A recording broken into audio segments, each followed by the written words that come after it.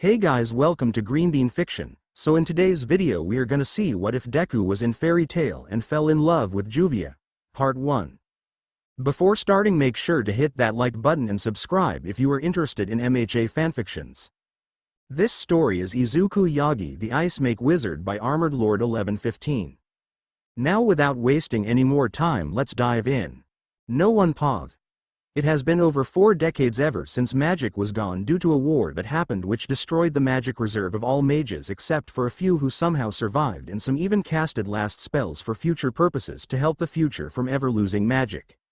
People were distraught when magic practice decreased over the years and guilds started closing by each passing year until there were 0 guilds out there. Despite the disappearance of magic, things did take a change, and a good one at that, since when magic were gone there were equalities between non-magic user and former magic user. Since magic was gone, most of their daily work was reduced since magic helped fasten their work, but that didn't change anything since the humans wanted to improve themselves to help make up for the disappearance of magic, and the technology boomed and it has been improving over the years. Guilds started turning to a regular police station where people who still wanted to fight can fight, but they have to maintain a certain protocol, which annoyed some people, but they had to comply. Those who still had magic remained silent, since if word got out that magic user was still out there they would become lab rat by the government, who would want to bring the magic back. After that, quirks started to appear, and at that moment magic were forgotten and were perceived as a nothing but child stories. So when quirk appeared, some saw it as a disease that infected the people, and a war happened between quirk supporter and non-quirk supporter, and it led to a lot of damage to the world until the government managed to get everything under control and created new laws, with the hero profession appearing. Those who were from magic bloodlines started showing their power and wrote it off as quirk, hiding the true nature of their power, which did go unnoticed by the government, who were clueless. 1 doctor office. Now we return to the main story. We could see 2 children sitting with excitement in their eyes and was staring at the doctor, awaiting the result of their quirk. That is correct. Over the years scientist has discovered how to differentiate between a quirkless and someone with a quirk, and it all depend on the joint in there. Pinky, if you have 1 joint then congratulations, but if you have 2 joint then you are quirkless and is destined to a world of pain because things have changed. Over the years back then 80% were quirkless while the other had quirk, and people with quirk were deemed as monsters and were treated harshly, but now 80% have quirk and the other were quirkless. And when the hero profession appeared, many saw how useful quirk can get, and many people started dreaming of getting one to become heroes like in the old comic book, and quirkless were treated as the lowest life form while those with quirk were treated as the next evolutionary humans. Many people deduced that people with quirk are getting revenge over the quirkless society for the hardship they faced when quirk was still new. 5. The doctor was sitting on his chair, clearly upset with the result that he was shown, and knew very well what might happen, so he takes a deep breath before asking Mrs. Yagi, "We have completed all the tests required to determine your children quirk, and I came with 2 news, one which is a good one and the other is sadly a bad one. I would like to hear which one you'd prefer to hear first." Inko clearly worried when she heard the word bad news, and could only hope that it isn't something extremely bad like being quirkless, since her husband was formerly quirkless. She then says, "Bad news first, doc." The doctor then takes a deep breath and said, "It is with deep regret that I have to inform you that your son is quirkless." Izuku couldn't believe what he is hearing. He have been told that he is quirkless. His dreams shattered like hitting a glass with sledgehammer. Dropping his All Might figurine, his eyes turned lifeless. The doctor could only flinch at the sight of the happy boy reduced to a lifeless kid. Inko and Izumi could only stare at Izuku with sadness and pity. An emotion which Izuku hated so much despite his kind nature. Pity was a form of emotion he despised a lot back in kindergarten whenever he got pushed around by strong kid like Katsuki and Todoroki when they are playing together and he get hurt easily. They would also give him that same look. He never liked to be seen as an ice that could be shattered that easily. He want to become a strong ice, something when facing the fire of hell itself won't melt but would freeze it. That's why Izuku wanted to have quirk more than anything, and if he is lucky he wanted to have an ice quirk to show the world that ice are powerful than people let on. Izuku always thought he would get an ice quirk due to his abnormal cold resistance. He once walked in snow shirtless and didn't feel anything. People just said that it was just strong genes, since he is related to both pro heroes like his father Toshinori Yagi, who is the #1 hero All Might, and his mother Inko Yagi, who is the #6 hero Magnetic, but now he started to doubt if he will ever become a hero. The doctor seeing this tried to cheer the somber mood in the room by saying, but on other hand Izumi here have telekinesis. The mood of the room changed with Inko holding Izumi into a bear hug and said, "Oh, sweetheart, isn't that great, you will become a great hero." Izumi could only flail her arms in excitement before declaring, "I am gonna be the #1 hero." Izuku still haven't lost his lifeless expression as he watched his mother. Instead of comforting him, she is celebrating Izumi. None of them made a move when he was told he was quirkless, they just opted to give him that look. Inko could only hold Izumi before standing up bowing to the doctor. She said, "Thank you for the wonderful news, doc." Izuku could only think, "Wonderful news my ass." The doctor sighed and said, "This is my job, Mrs. Yagi." Izuku then stood up and followed behind them while they walked in a fast pace, in his own opinion, given that he is 4 years old. Izumi the whole ride was pampered to extreme degree. She was put on the car, strapped carefully in her seat as to not get hurt, and then stopping multiple times in shops so Inko could buy sweets for her precious daughter, while I wasn't given a single thing this whole ride. At Yagi household. I returned home after this annoying long ride with mom stopping every damn minute to buy to Izumi whatever she wanted. I really hope my father would be different and would comfort me and tell me everything is all right, that I can become a hero without a quirk, but that was shattered a few moments when I stepped foot in the house. Dad came running towards us asking how did it go? What quirk did they get? Inko then said excitedly, "Izumi has a telekinesis quirk." Toshinori was extremely happy that he lifted her in the air and spin her around. I was honestly pissed and sad, but he asked, "What about Izuku?" Inko then said, "He is quirkless." Dad said, "Oh," before he gave me the same look, pity. I was internally pissed. He then shrugged before leaving to the kitchen to prepare gifts for Izumi. I then left to the room with anger boiling inside me. They just ignored me and acted like it was nothing. They will regret it one day when I prove to them that I am not a breakable ice. I will become a powerful ice that not even all my punches can't do shit. No one pov. It has been 6 years now with Izuku hitting the age of 10 years old. Life has been dealing a bad hand to Izuku, with his family slowly leaving the picture and started neglecting him for his sister, who everyone saw as an angel who wouldn't even hurt a fly, but that same person was one of the people who led the bullying. That is correct. Ever since his quirkless status became a knowledge at his kindergarten, his friends left him, not wanting to associate themselves with a quirkless loser who would only bring them down with his failure. The teacher stopped caring and turned blind eye when Izumi, Katsuki, Katsumi, Shoto and Shoka started bullying him, even using their quirk on him in public, which is a violation to the law, although they would start getting legally punished at the age of 8, where they would be sent to either juvenile depending on the act or pay fees to the victim family, and from the age of 16 he can go to jail and have his future ruined because it will be permanently written in his file. Shoto and Shoka knew that Izuku loved ice and was always his dream to have an ice quirk, which was one main reason why they used ice a lot against him to make jealous, although he was never bothered by the temperature for some odd reason, which is why they started using fire on him. It was also the day where he started building tolerance to fire and explosion. Explosion was the worst quirk Izuku had to deal with, in his own opinion, considering that Izumi was always restraining him using her quirk so the Bakugos could lend attacks on him without him retaliating. Since midway, Izuku started fighting back. He doesn't want to be looked down. He wanted to prove that he is strong despite his disability, but luck wasn't on his side. The teacher would punish him for fighting back and told him that he should remain a test dummy to help improve the next generation of hero quirks, which he wanted to retaliate but knew that they are adults and they could get him in trouble rather than the way around. Even if he is it right, nobody will believe the word of a quirkless child who have no future but to die in an alleyway or be a hindrance to a hero to the very end. That's what everyone thought. Izuku was seen walking in an alleyway. He was frustrated with how his day went so far and knew he needed power to be able to achieve his dream. Like Ice created the #2 hero in Japan, her ice was so strong that even Endeavor Fire was nothing against her.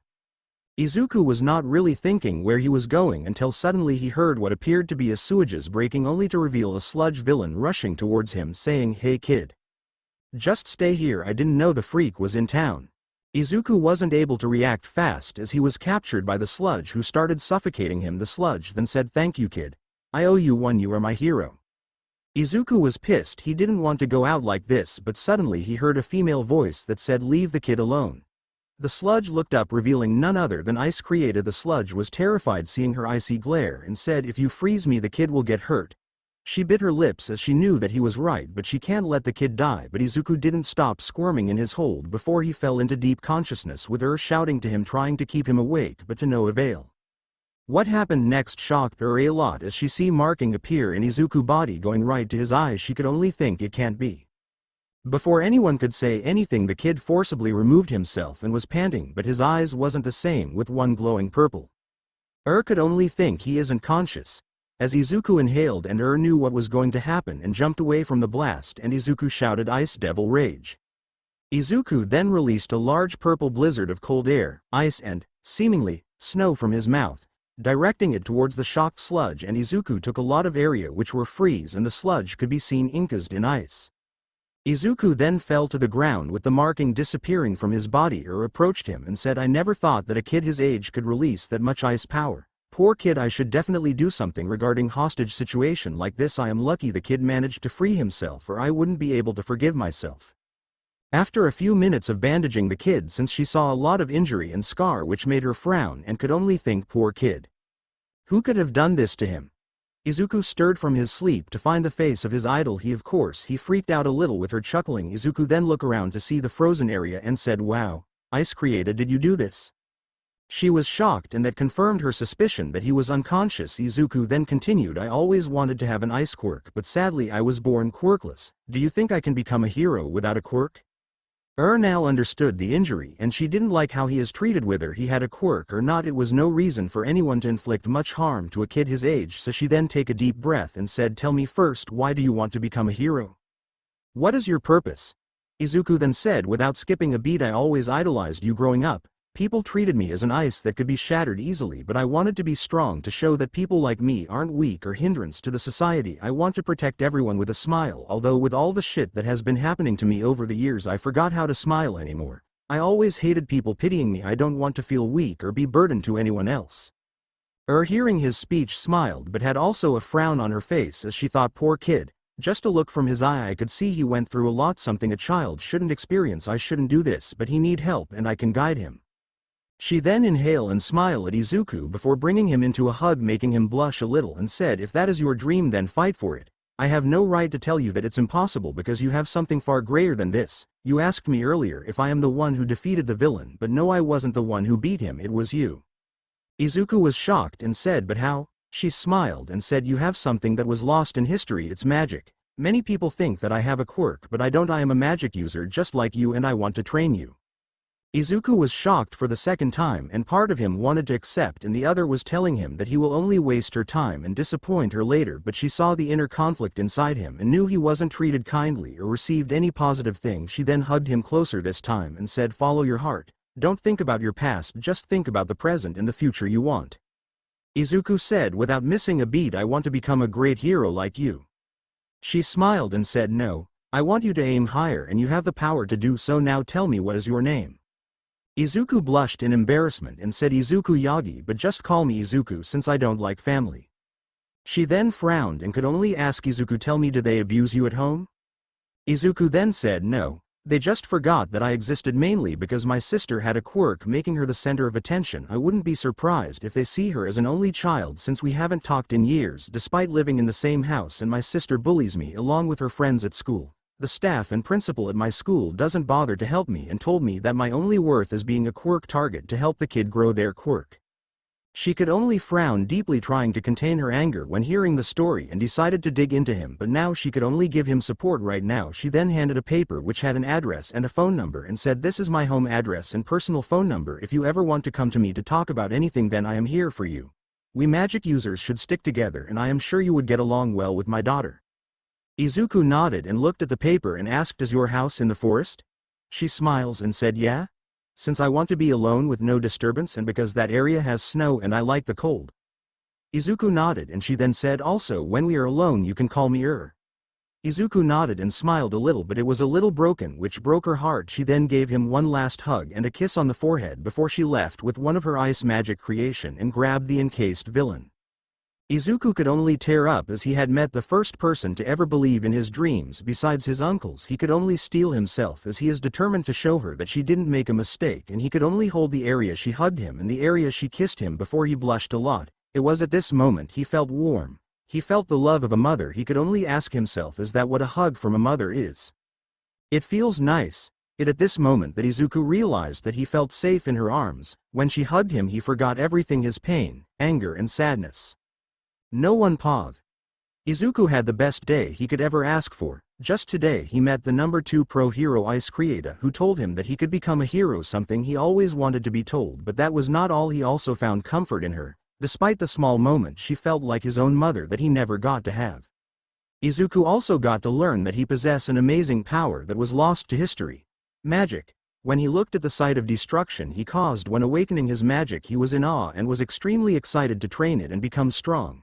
He was at first wondering how he is going to train it, since he have no idea how he pulled it off, but when she offered to train him he accepted in a heartbeat. You would be an idiot if you decline an offer from someone who knows about your magic more than anyone.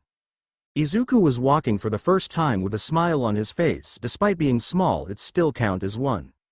He got inside the house to see Toshinori, Inko and Izumi eating without Izuku, but this time he wasn't sad or angry, he just didn't feel the same towards them like he did back then. He only saw them as people who gave him only roof on top of him for the past 6 years, but they were never his parents. Izuku was pretty sure that Izumi wouldn't have gotten all this attention from her parents if she didn't have a quirk. She was only seen for her quirk, such a shame that she doesn't realize it. There is also a reason why was Izuku's favorite hero. She, unlike the rest of the heroes, prioritized the citizen health above anything else, which was shown when she went out of her way to bandage him from his injury that would have gotten infected if not treated quickly, and she didn't neglect it. She took care and time to bandage him and put alcohol to disinfect it. It's at this point that Izuku realized something. Toshinori and Inko might have been his parents, but they will never have a place in his heart like how did. She is the first from outside that bothered to help him, even comforting him, which was something heroes neglect to this day. Even All Might, despite the fact that people feel safe when around him, he was always on the move and would never take his time to deal with the victim. And there is also the fact that not all people getting comforted with just smiles. Sometimes physical contact like hugging him could make a difference than anyone would give credit for. Izuku walked to his room and sat on his bed. He brought the paper that she gave him and looked at the number and address. He was hesitant at first, but he made sure to type it on his phone, including her address in his contact. He then thought if he should send something or not, but he didn't want to bother her given that she might be working right now, so he decided to do it tomorrow. Izuku then slept after being exhausted all day until he woke up at midnight groaning. He stood up and was thirsty and felt like he would need to eat as well. He walked outside as to not wake his parents, but was met with a light that hit his face. He adjusted his eyes in the dark to see his parents' room door slightly open with whispers coming. Being the curious child he is, he went and peeked inside to see Izumi and Toshinori and Inko. Izuku could hear them talking, but what shocked him was suddenly his father buffed up and turned to be All Might. Izumi made sure to cover his mouth as to not give his location and kept listening. What he heard drove him to anger. All Might: Izumi, I have an offer for you. Izumi then said, anything for you, Dad? All Might smiles and said, I want to give you my quirk OFA. It has been passed down from generation to another, and I think you are ready to take on the mantle of becoming the 9th user of OFA. What do you say? Izumi gained a thoughtful look and asked, but what about Izuku? He is quirkless after all. Izuku was surprised that she even considered him and didn't outright accept it. It's not every day you get to be asked to inherit the symbol of peace quirk, but what his father said next hurt him more than once. He said, Izuku haven't showed any hero quality so far, and besides he was never my biological son. I'd rather have my daughter inherit it after all. Izuku was shocked. He was just told that he is not related to All Might, which made him relieved but sad at the same time. Izumi was shocked as well and asked what? Then where is Izuku's father? All Might sigh and said he is dead. Izumi then take a deep breath and say, I accept your offer, Dad. All Might smiles and said, great, meet me tomorrow at Dagoba Beach to start training your body even more so you can handle the backlash of the quirk. Now good night.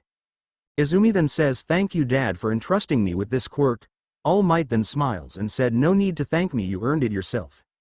Izuku then walked to his room, having lost his appetite, and decided that tomorrow will be the day he finally leave that hellhole who didn't appreciate him. But first thing he needed to do was text beforehand.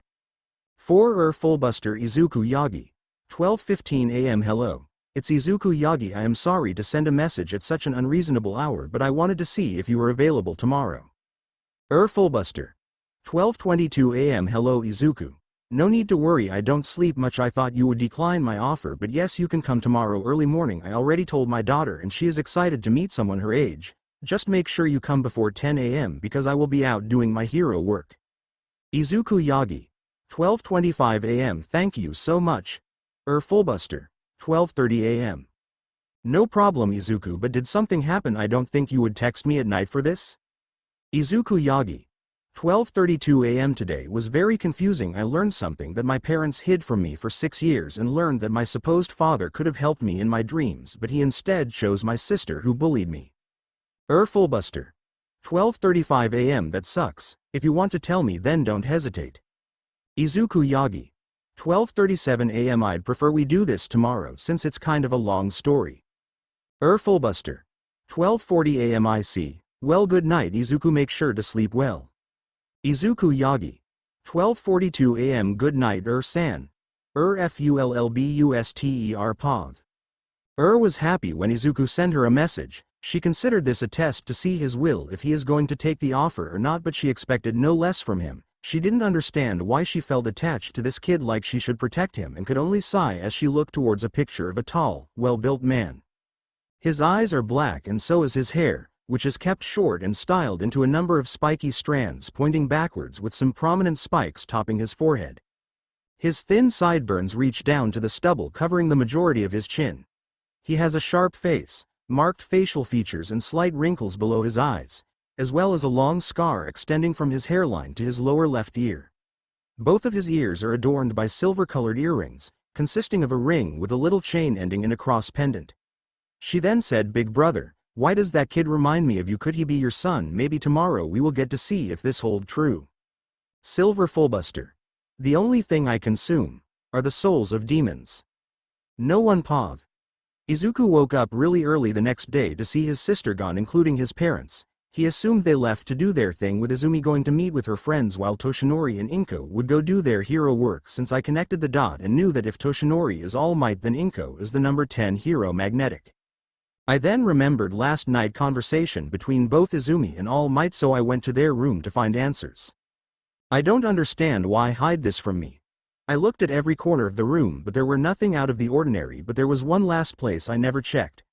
I moved their bed to see a carpet, which was odd for someone to place. I removed it to see a hidden compartment, which I smirked in victory and opened it. The compartment was deep and I found a lot of things. First was a letter, armor, book and photos and a necklace. I took the letter and surprisingly it had my name on it, which was Izuku Fullbuster, and I opened it to see the following. "Dear son, I don't know if you heard about me or not, but my name is Silver Fullbuster and I am your father. If you are reading this letter then that means I either died or had to go away to keep you safe from my enemies that I have accumulated over the years because of my magic, Ice Devil Slayer. But I will probably be dead. It's not that I want to leave you, but I have been getting old and my skills have gone rusty over the years. I was with your mother Inko Midoriya because I wanted to make her happy and mainly to hide about my magic for her safety and for yours.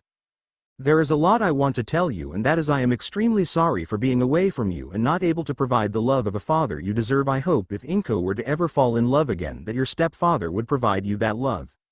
I also wanted to name you Gray Fullbuster since Gray was once a name of my ancestors who made quite a name for himself, and since Gray was uncommon name and kind of unique, but your mother was persistent on naming you Izuku, so I gave up in her demands. I told Inko to show you this letter when you are at least 8 years old, where you are older and can read, and I hope she show you this letter and not hide it, since we did have a small fight when I had to go away to keep both of you safe and she didn't understand what she want to get herself and yourself into.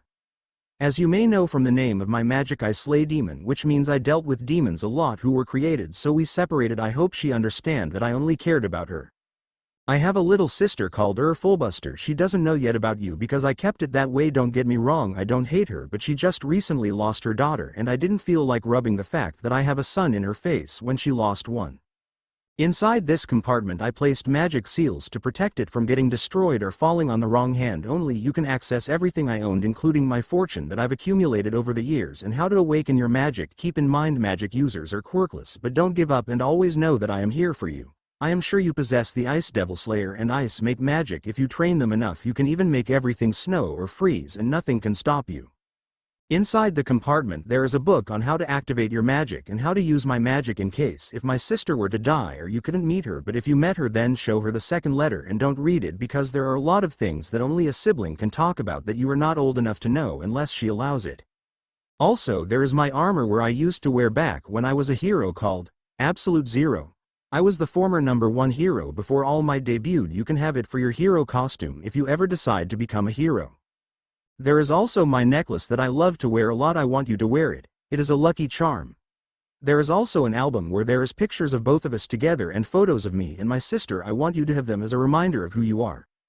You are Fullbuster and we never give up no matter what hardship we face, so raise your head high and always know that I will always be proud of you.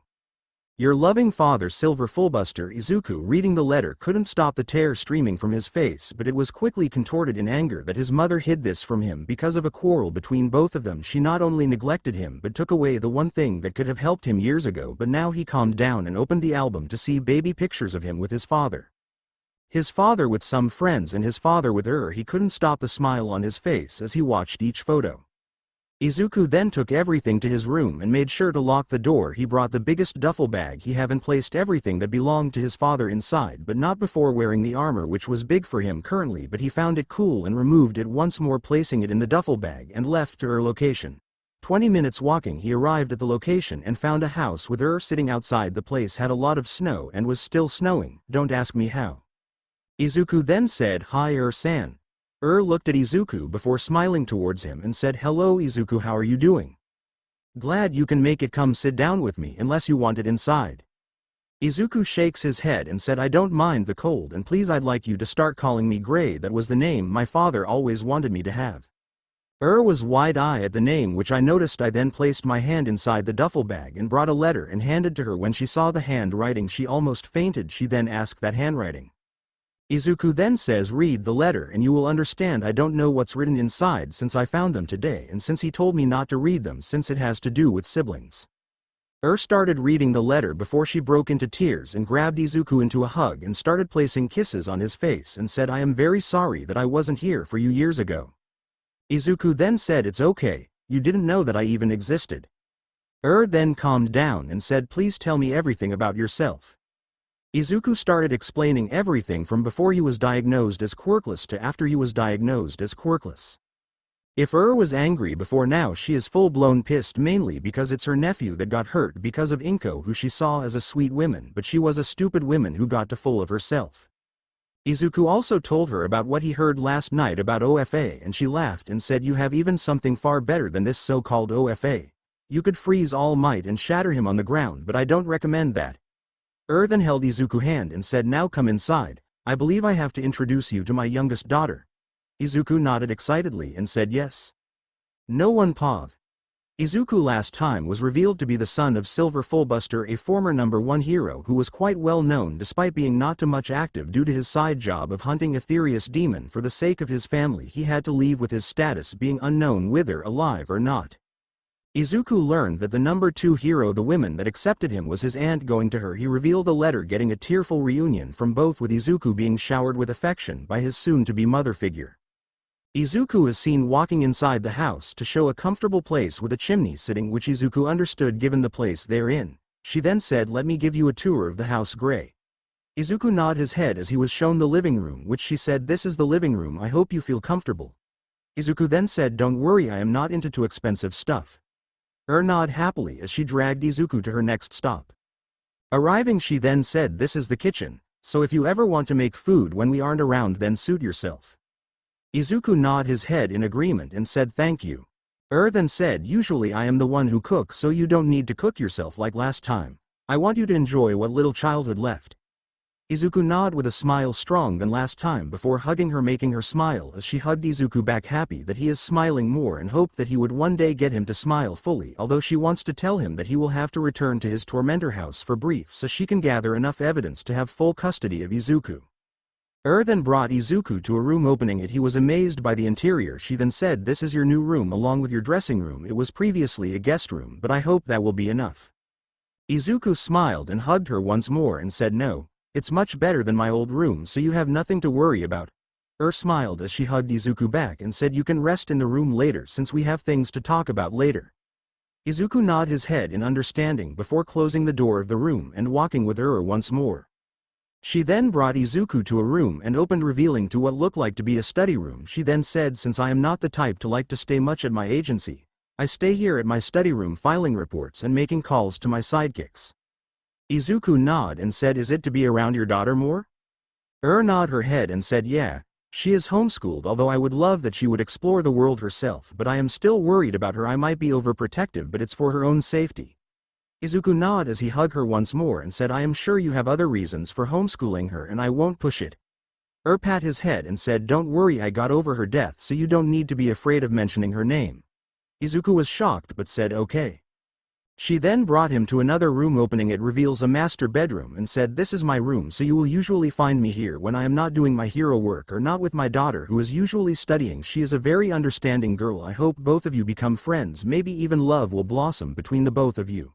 She teased as Izuku blushed and she found it cute before hugging the blushing mess Izuku and said, no need to be shy. Izuku nodded and hugged back.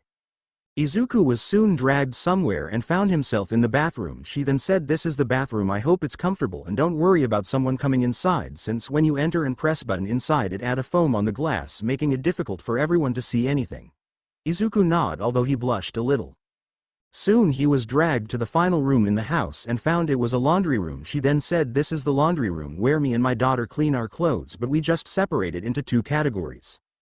Izuku nodded his head and she said, so how do you like everything so far? Izuku smiled and said, it's lovely. She hugged him and said, well, I am glad. Now let's return to the living room and wait for my daughter to show up. Izuku nodded his head, although he was nervous. She noticed and said, don't worry, my daughter is quite a nice person. I made sure to teach her manners and how to interact with others so she won't be like those at your middle school or home. Izuku, feeling a weight lifted off his shoulder, he accompanied her to the living room. I won't show Ultier room or Yukiko Fullbuster for the moment. Izuku sat down and said, thank you for taking me in.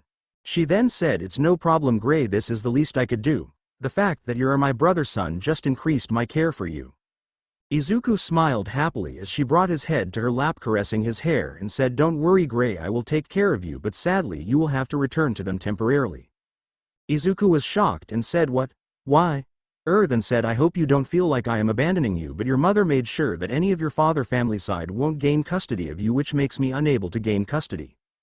Izuku was disgusted and said, she is not my mother, she hid my father letter over some argument that is extremely selfish. Can't I just go and say that they neglected me and be over with it?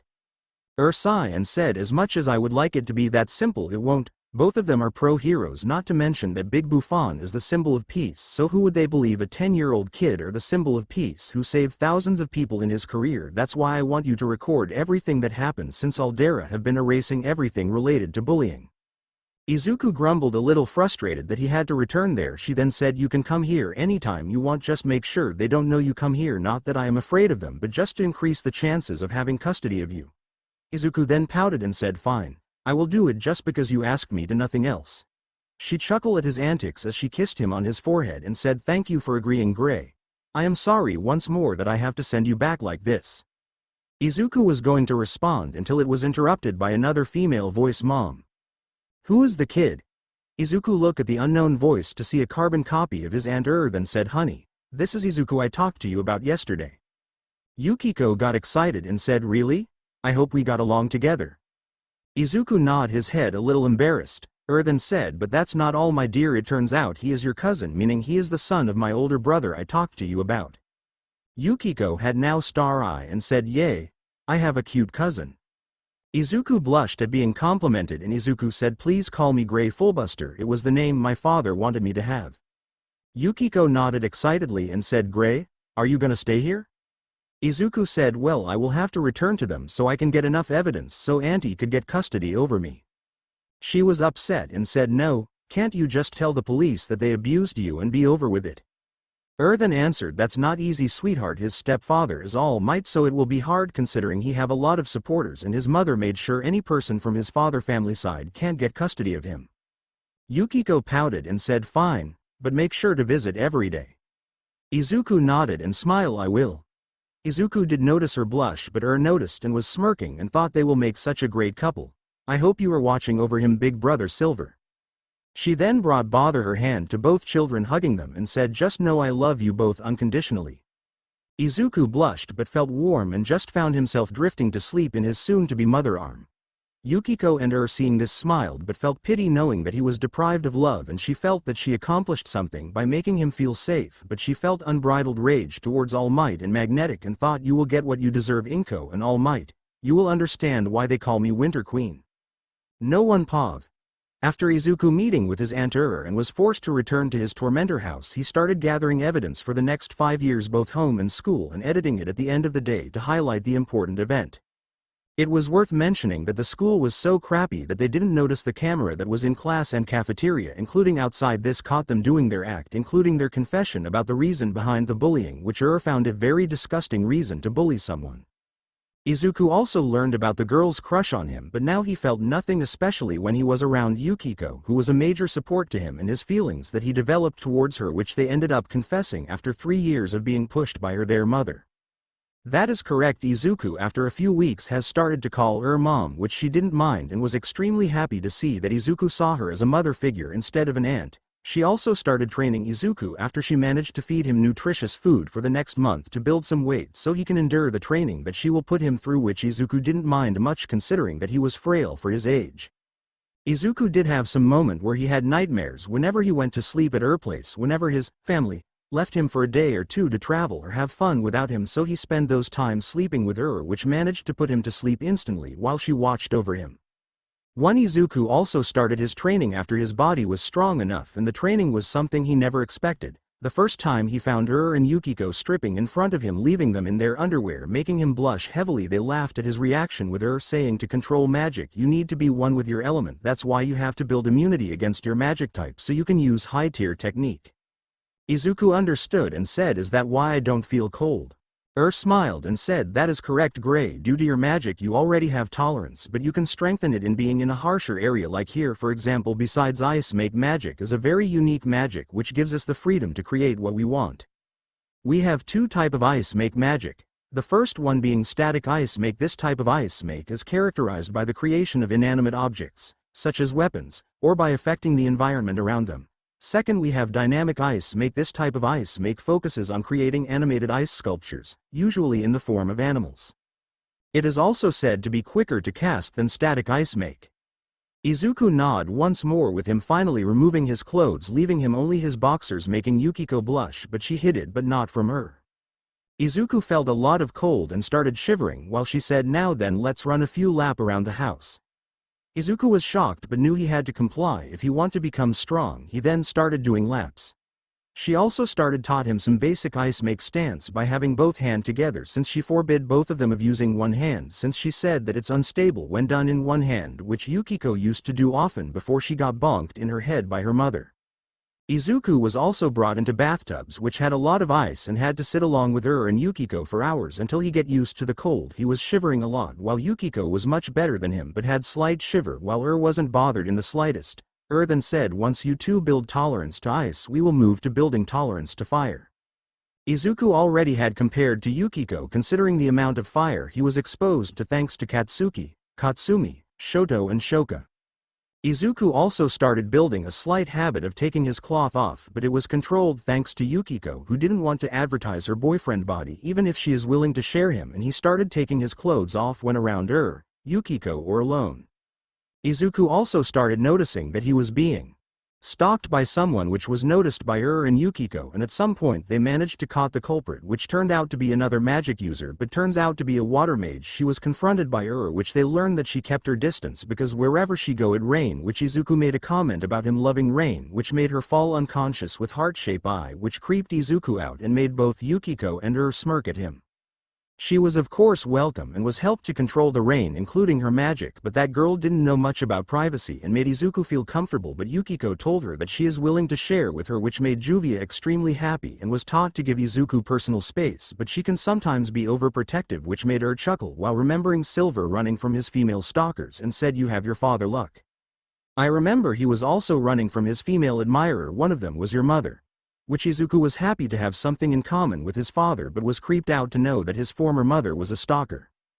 Izuku at some point had a decent control over static ice make magic and started building resistance over fire, which thanks to his magic he was able to overcome it quickly, although the change of body heat was different since his body was always cold, so transitioning to fire immediately was a little much to him at the beginning, but he got used to it, including freezing fire or creating ice strong enough to withstand Endeavor fire, which is a great feat in itself considering how hot Endeavor attack is. Izuku life at school has took a lot of change with him growing stronger thanks to her feeding him well. He was able to fill his school uniform making him look well built, catching the attention of the girl including the teacher that at some point if you open one of the girl galleries it will be filled with Izuku pictures, which enraged both Katsumi and Shoka that what they call sluts have their eyes on their man, which was laughable when Izuku Yukiko watched the CCTV, but for Juvia, well, she would threaten to march there and beat romantic rivals, which she was restrained by Izuku because he knew she could become extreme at some point. Izuku bullying didn't stop despite him earning the title of hottest kid at middle school, because some kid were jealous of him including Katsuki and Shoto, who were pissed that Izuku was the center of attention, but Izuku wasn't bothered anymore with their attacks since their quirk didn't have any effect on him anymore despite how hard they hit, although he did receive some damage then and there, but it was much better than last time. They of course knew they can't beat him any harder or it will be noticeable since so far they have been targeting body part where it was covered by the shirt. Izuku also at some point would spend days in Er's place while his family never noticed his absence, which was recorded of course and showed that none of them noticed he was gone for days, which was enough for Er to finally gain custody of Izuku and had Izuku pack anything he find valuable at his former home, while she will come later to bring the paper to gain his custody, which will be signed by Inko and Toshinori whether they like it or not. The reason they chose the next day was because tomorrow was considered a joint birthday between Izuku and Izumi, since the parents were too lazy to make separate birthday parties and that Izumi was always the most celebrated out of the two, but tomorrow is different since a lot of families will be there, which are the tormentors. Izuku was definitely excited for tomorrow, including Yukiko, since he will be permanently around her and won't feel lonely if her mother were to ever go out of house for hero work. Izuku was smirking knowing that tomorrow Izumi's birthday will be ruined and will be a day to not only celebrate her birth but also to remind them of their failure as a parents and a sister. No one pav. Today was just like any other day for Gray Fullbuster, formerly known as Izuku Yagi. He was walking to the school like every day, but this day was different. He not only will be gaining custody by his mother but he will also be leaving this trash of a middle school that allowed him to be discriminated and bullied for being quirkless, which is something he won't tolerate this day since he will be showing his supposed quirk and by beating the so-called Big Five, which consistent of his stepsister Izumi, Yagi daddy and mommy little girl Shoto Todoroki, Shoka Todoroki, Katsuki Bakugo and Katsumi Bakugo. Izuku was extremely excited and wasn't worried in the slightest of missing his studies since he was already advanced academically. Izuku is now 15 years old. His most prominent feature is his spiky black-colored hair. He has dark blue eyes, and his body is toned and muscular, which is something that gained him extreme lust from all girls at school. His most consistent pieces of clothing are his necklace, which resembles a sword with a stone in it, a metal bracelet and a chain which is attached to the belt loops on the right side of his pants. Izuku also gains a tattoo symbolizing the Devil Slayer magic on his right arm. Izuku days so far was the usual, which was stares of lust from the girls who none of them have the guts to approach him to ask him out because of both Shoka and Katsumi jealousy, which Izuku find extremely hilarious to watch when girls pretend to fall at him just to get to feel his upper body. Some felt ballsy and tried to go for his lower part to check his package, which Izuku would remove their hand before they make contact. Izuku has started his cold persona where he would shut the girls off, kind of how Gray react to Juvia, which despite his effort only made them hornier because they liked him being rough with them. Izuku was sitting in the class not caring anymore. He have stopped taking notes on other heroes a long time ago, knowing the result, which was a destroyed notebook. Last time he was extremely frustrated when they burned one of his hero notebook that he took around 2 years to write in so far, but luckily he had already memorized everything in the book like his name, so he didn't need to write anymore. That's one of the reason why Izuku studied at home advanced stuff, so he doesn't bring anything with him except water, pen and other necessities if there is an exam, even though they will just sabotage his exam. The teacher just walked to the podium of the class, making everyone quiet down. The teacher was an average man who looked to be around his 30s or 40s. He had yellow hair and brown suit. He stood looking at all the bored student with both Katsuki and Katsumi had their legs on the desk swinging the chair, but Katsumi would often sneak looks at Izuku, who was not really caring much, which surprised her, while Shoto was looking at the window not really bothered with the teacher's speech.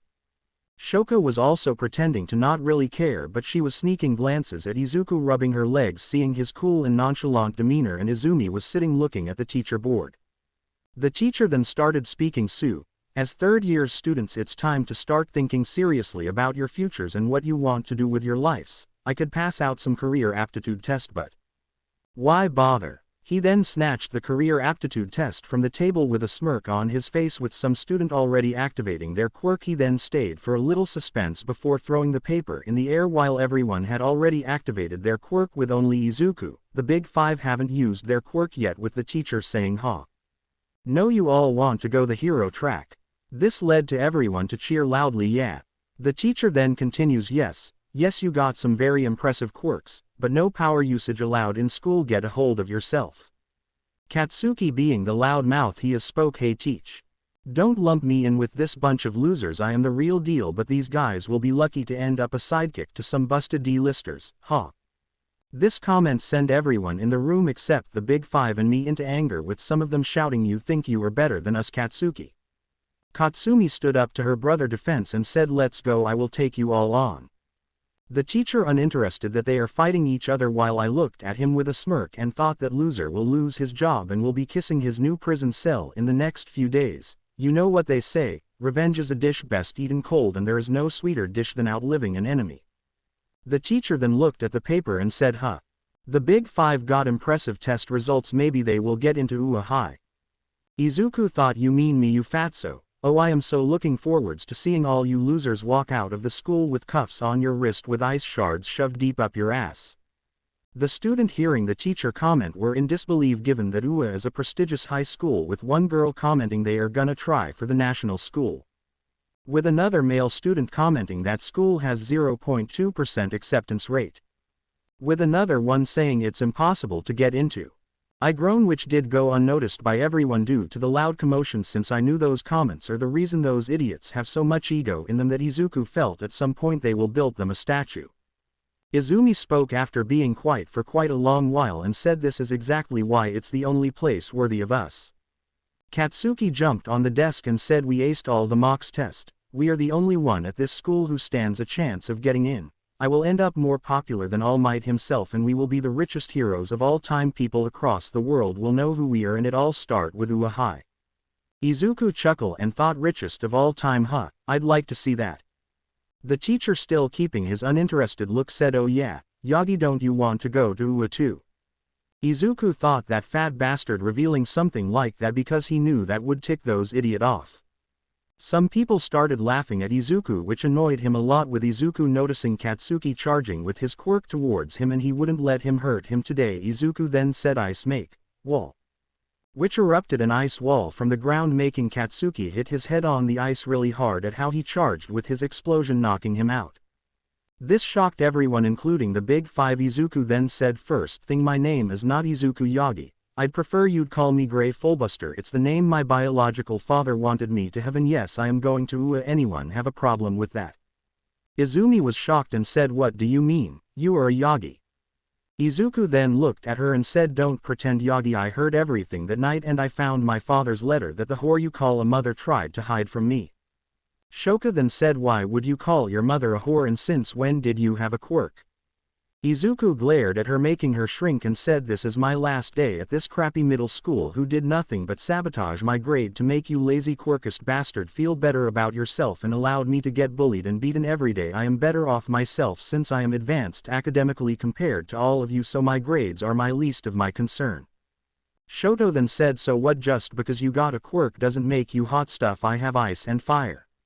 Izuku smirks and said, "Your ice quirk is weak compared to mine. All you can do is freeze things, while I can do a lot more than freeze thing, you loser, and beside I've built resistance to fire to the likes of your father, so get off that high horse, you half and half. I feel bad for the people who will be saved by you in the future, that if they allowed you in the first place at UA." Izuku then stood up and said, "I came here to say that I have no reason to stay here. I have a lot of things to deal with." The teacher then said, "Wait. Homeroom hasn't ended." Izuku then looked at the teacher and said, "If that is what you call homeroom, then it seems your teaching license should be revoked. I don't want to sit here to listen to you boosting those losers' ego while you discard people like me or those with weak quirk, but I am not anybody. I don't settle for anything less than UA." Izuku then left, not giving anyone a care, although the girl were fangirling and said, "Izuku is so cool." Izuku returned to her and she said, "So how is your day at school? I thought you would come late." Izuku then said the teacher was the usual boosting their egos, calling me out for wanting to joining Ua, making an idiot charge at me with his quirk, which ended with his face implanted into my ice wall. Then looked at me and said, so you finally decided to use your magic. Well, good thing you did, that will show them that you aren't weak. Now we have to deal with your former parents. Izuku nodded before hugging and said, thank you mom for everything you've done for me so far. Smiled a lot and said, idiot, of course I will love you no matter what. Izuku nodded before leaving to his room to rest for the day before having to return to get his things. No one pav. It has been a few hours since Izuku left the school. In the middle of the day, not really caring, Izumi was seen walking along with the Todorokis and Bakugos. All of them were in a daze at what happened today. No, everyone at school was in a daze except the girls, who were fangirling and were upset that Izuku will be leaving. Izumi couldn't believe what she heard. Izuku called their mother a whore, something she didn't expect her sweet and innocent brother to say, not to mention he is calling himself Grey Fullbuster, not to mention the quirk he demonstrated, which is remind her of a certain pro, her quirk, but she can't remember who it was. But all she can think right now was how much she hurt Izuku. He was kind towards them, but they ended up beating him up for years, all just to make him give up on his dream. Shoka and Katsumi were having similar thought, but they were trying to assure themselves that he will forgive them since it's his nature, but they were in for a big surprise. Shoto was pissed that Izuku had a quirk and hid it, not to mention he claimed that his ice quirk is more powerful than his ice, which he has hard time to admit that it's true. Katsuki was another different case. He was filled with unbridled rage towards Izuku since he was humiliated in front of everyone and became the laughingstock of everyone at school, something he was never used to. Shoka was the first to speak. Do you think he will forgive us? Katsuki said, of course he will, he is a pussy. Katsumi then said, pussy. Katsuki, he just wrecked you with just one attack. Katsuki shouted, it was a lucky one and it will never happen. Izumi then says, I can't help but feel that his quirk is similar to someone. Shoto then says, you are talking about the number 2 hero Ice Kriti. Shoka eye widen and said, but how? Izumi then says, how about we tell dad and mom today? The other four nod their head in agreement as they went to Izumi house, since today is their joint birthday, something they celebrate her birthday instead of Izuku. Walking to the house, they opened the door of the house to be met with the guests, which was Shota Aizawa, Eraserhead, Sorahiko Torino, Gran Torino, Principal Nezu, Enji Todoroki, Endeavor, Rei Todoroki, Snowflake, Mitsuki Bakugo, Masaru Bakugo. Izumi was greeted by her father and mother, who hugged her affectionately and brought her to the table. After everyone settled down, some wondered that a member of the family is missing, but it was answered by the door opening, and walking in the hallway was Izuku, who casually walked without a shirt on, and everyone was looking at him, and suddenly his pants fell by itself, making Shoka and Katsumi have a nosebleed, while everyone watched surprised at what was happening in front of their eyes. Not 5 minutes later and we see Izuku with a new set of clothes, and he looked at the ground and said, when did that get here? Everyone's sweat dropped at Izuku antics as he picked the clothes, shoving it in a duffel bag, with Aizawa asking Izuku, where are you going? Today is your birthday. Izuku looked at Aizawa and said, hey uncle, what birthday? Nobody has celebrated my birthday 10 to 11 years until now. It was all Izumi, speaking of which, Inko and Toshinori, I want you to sign this paper. Izuku places a paper with Inko asking, what is this paper? Izuku said, first thing, my name is Grey Fullbuster, and that would be a paper that say that you disown me and move my custody over to my aunt Fullbuster. Izuku finished letting the word sink in. Not later, chaos ensued with Toshinori standing up and said, why? Inko then said, I am not signing this, you are our son. Gran Torino shouted, shut up. Everyone quiet down, with Gran Torino asking, what happened? Izuku, I don't think you would just out of nowhere come here asking to have your custody to be transferred.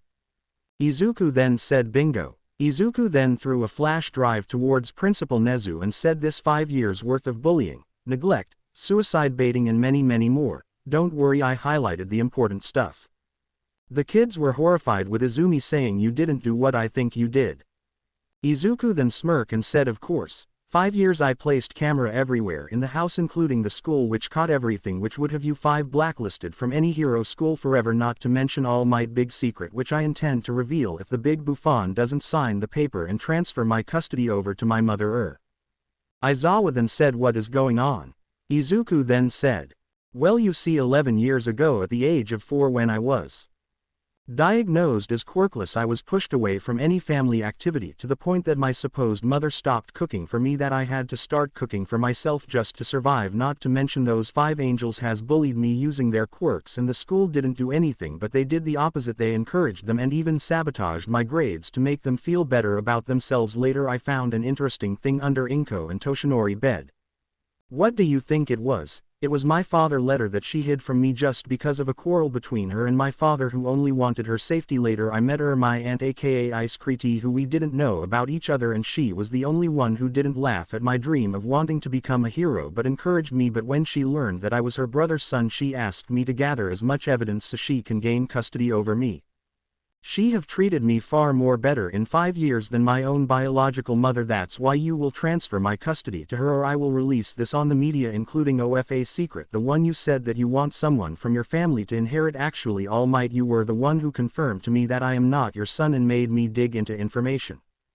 Everyone by now was shocked, but All Might was not happy and said, who told you to get in our room? He was met by a kick to the face by Gran Torino, who started stomping on his face and said, is that all you have to say? You are a disgrace to Nana teaching. I bet she is rolling in her grave right now, you disappointment. Aizawa glared at Inko and said, is that really true?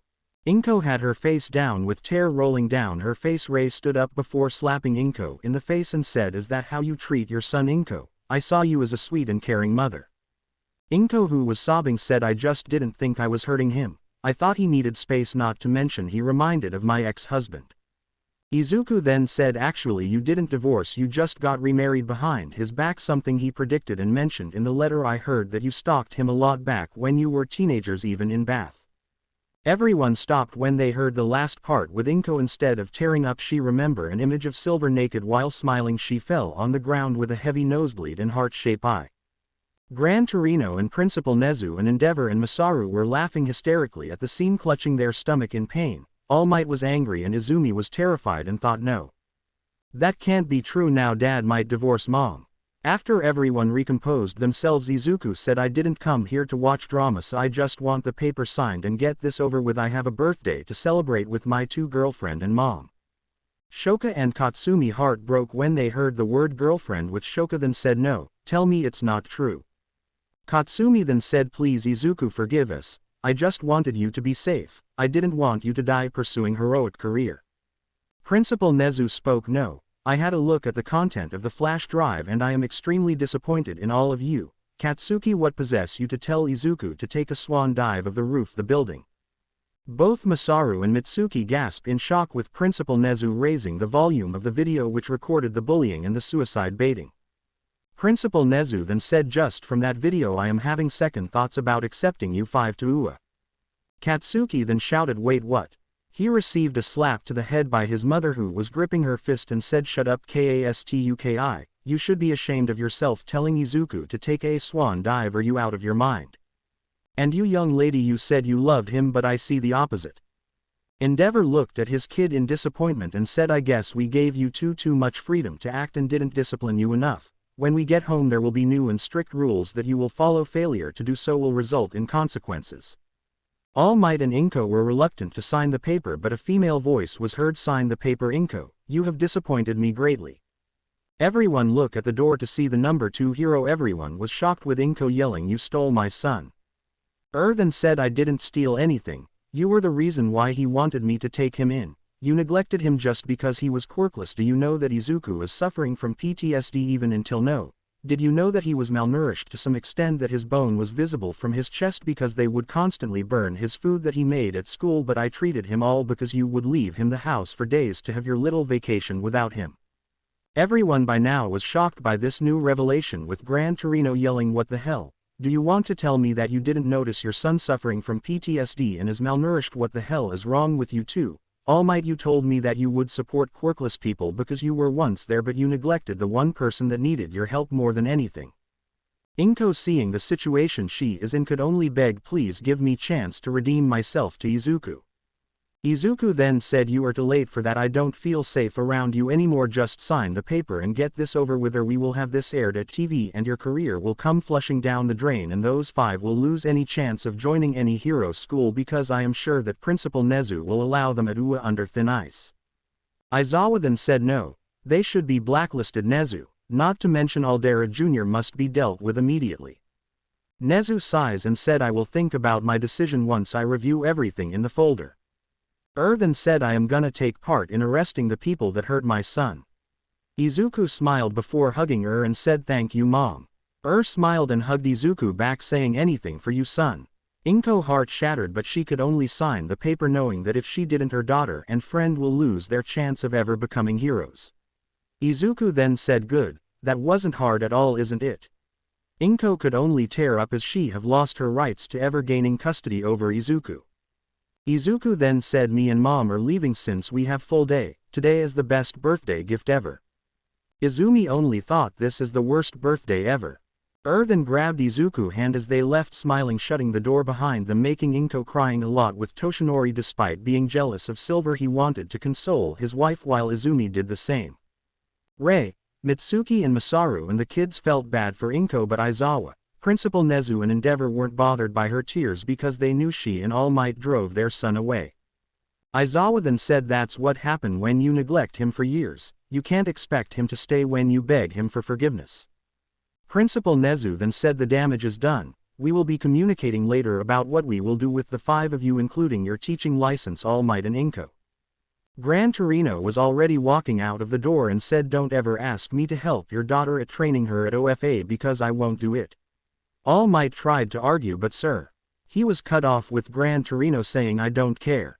He then left the door followed by everyone else leaving the destroyed family to mend what little left of their relationship. No one Pav. It has been a month ever since gained custody of Izuku by threatening Toshinori and Inko with releasing secret information which didn't give them any room to argue and the process of custody transfer was a success. Izuku couldn't be any more happier to be around his mother and 2 amazing girlfriends who supported him although one of them took her stalking to new levels but she was tamed. Aldera was now history as it was shut down and the teacher who took part in bullying were quickly arrested and those who watched and didn't do anything had their teaching license revoked and had to take another classes to regain it. Izuku could remember the day it all went down. His mother, Principal Nezu and Aizawa and Gran Torino went inside the school and screams was the only sound that could be heard from school before the teacher were found transported to the hospital with severe frostbites and broken bones. Izuku could be now seen walking deep in the forest one morning trying not to wake up anyone but he did leave a note in case someone looked for him. He was walking until he noticed that there was a girl who looked to be older than him by a year or two. She was a pale-skinned woman with dark purple hair and brown eyes and shared a lot of similarities towards his mother. Izuku could see her glaring towards his house and had a bad feeling so he asked hey. The girl looked towards him and was shocked that she was found out. Izuku asked can I help you?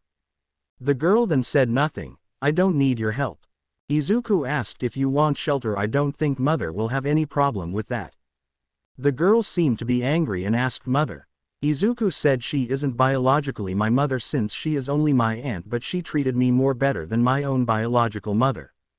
She seemed to calm down a little so I said but if I have to say something you do look familiar to her, your resemblance are uncanny it reminds me of her deceased older daughter. The girl was shocked and said what do you mean deceased daughter? Izuku said I don't usually tell this to anyone but I feel like I can trust you but she told me her daughter was born with a lot of power inside her that her body couldn't handle it properly so a friend of her suggested a place that specializes in this type of problem but later they told her that her daughter was dead and that there were no remains. She used to cry every night while holding her daughter's clothes.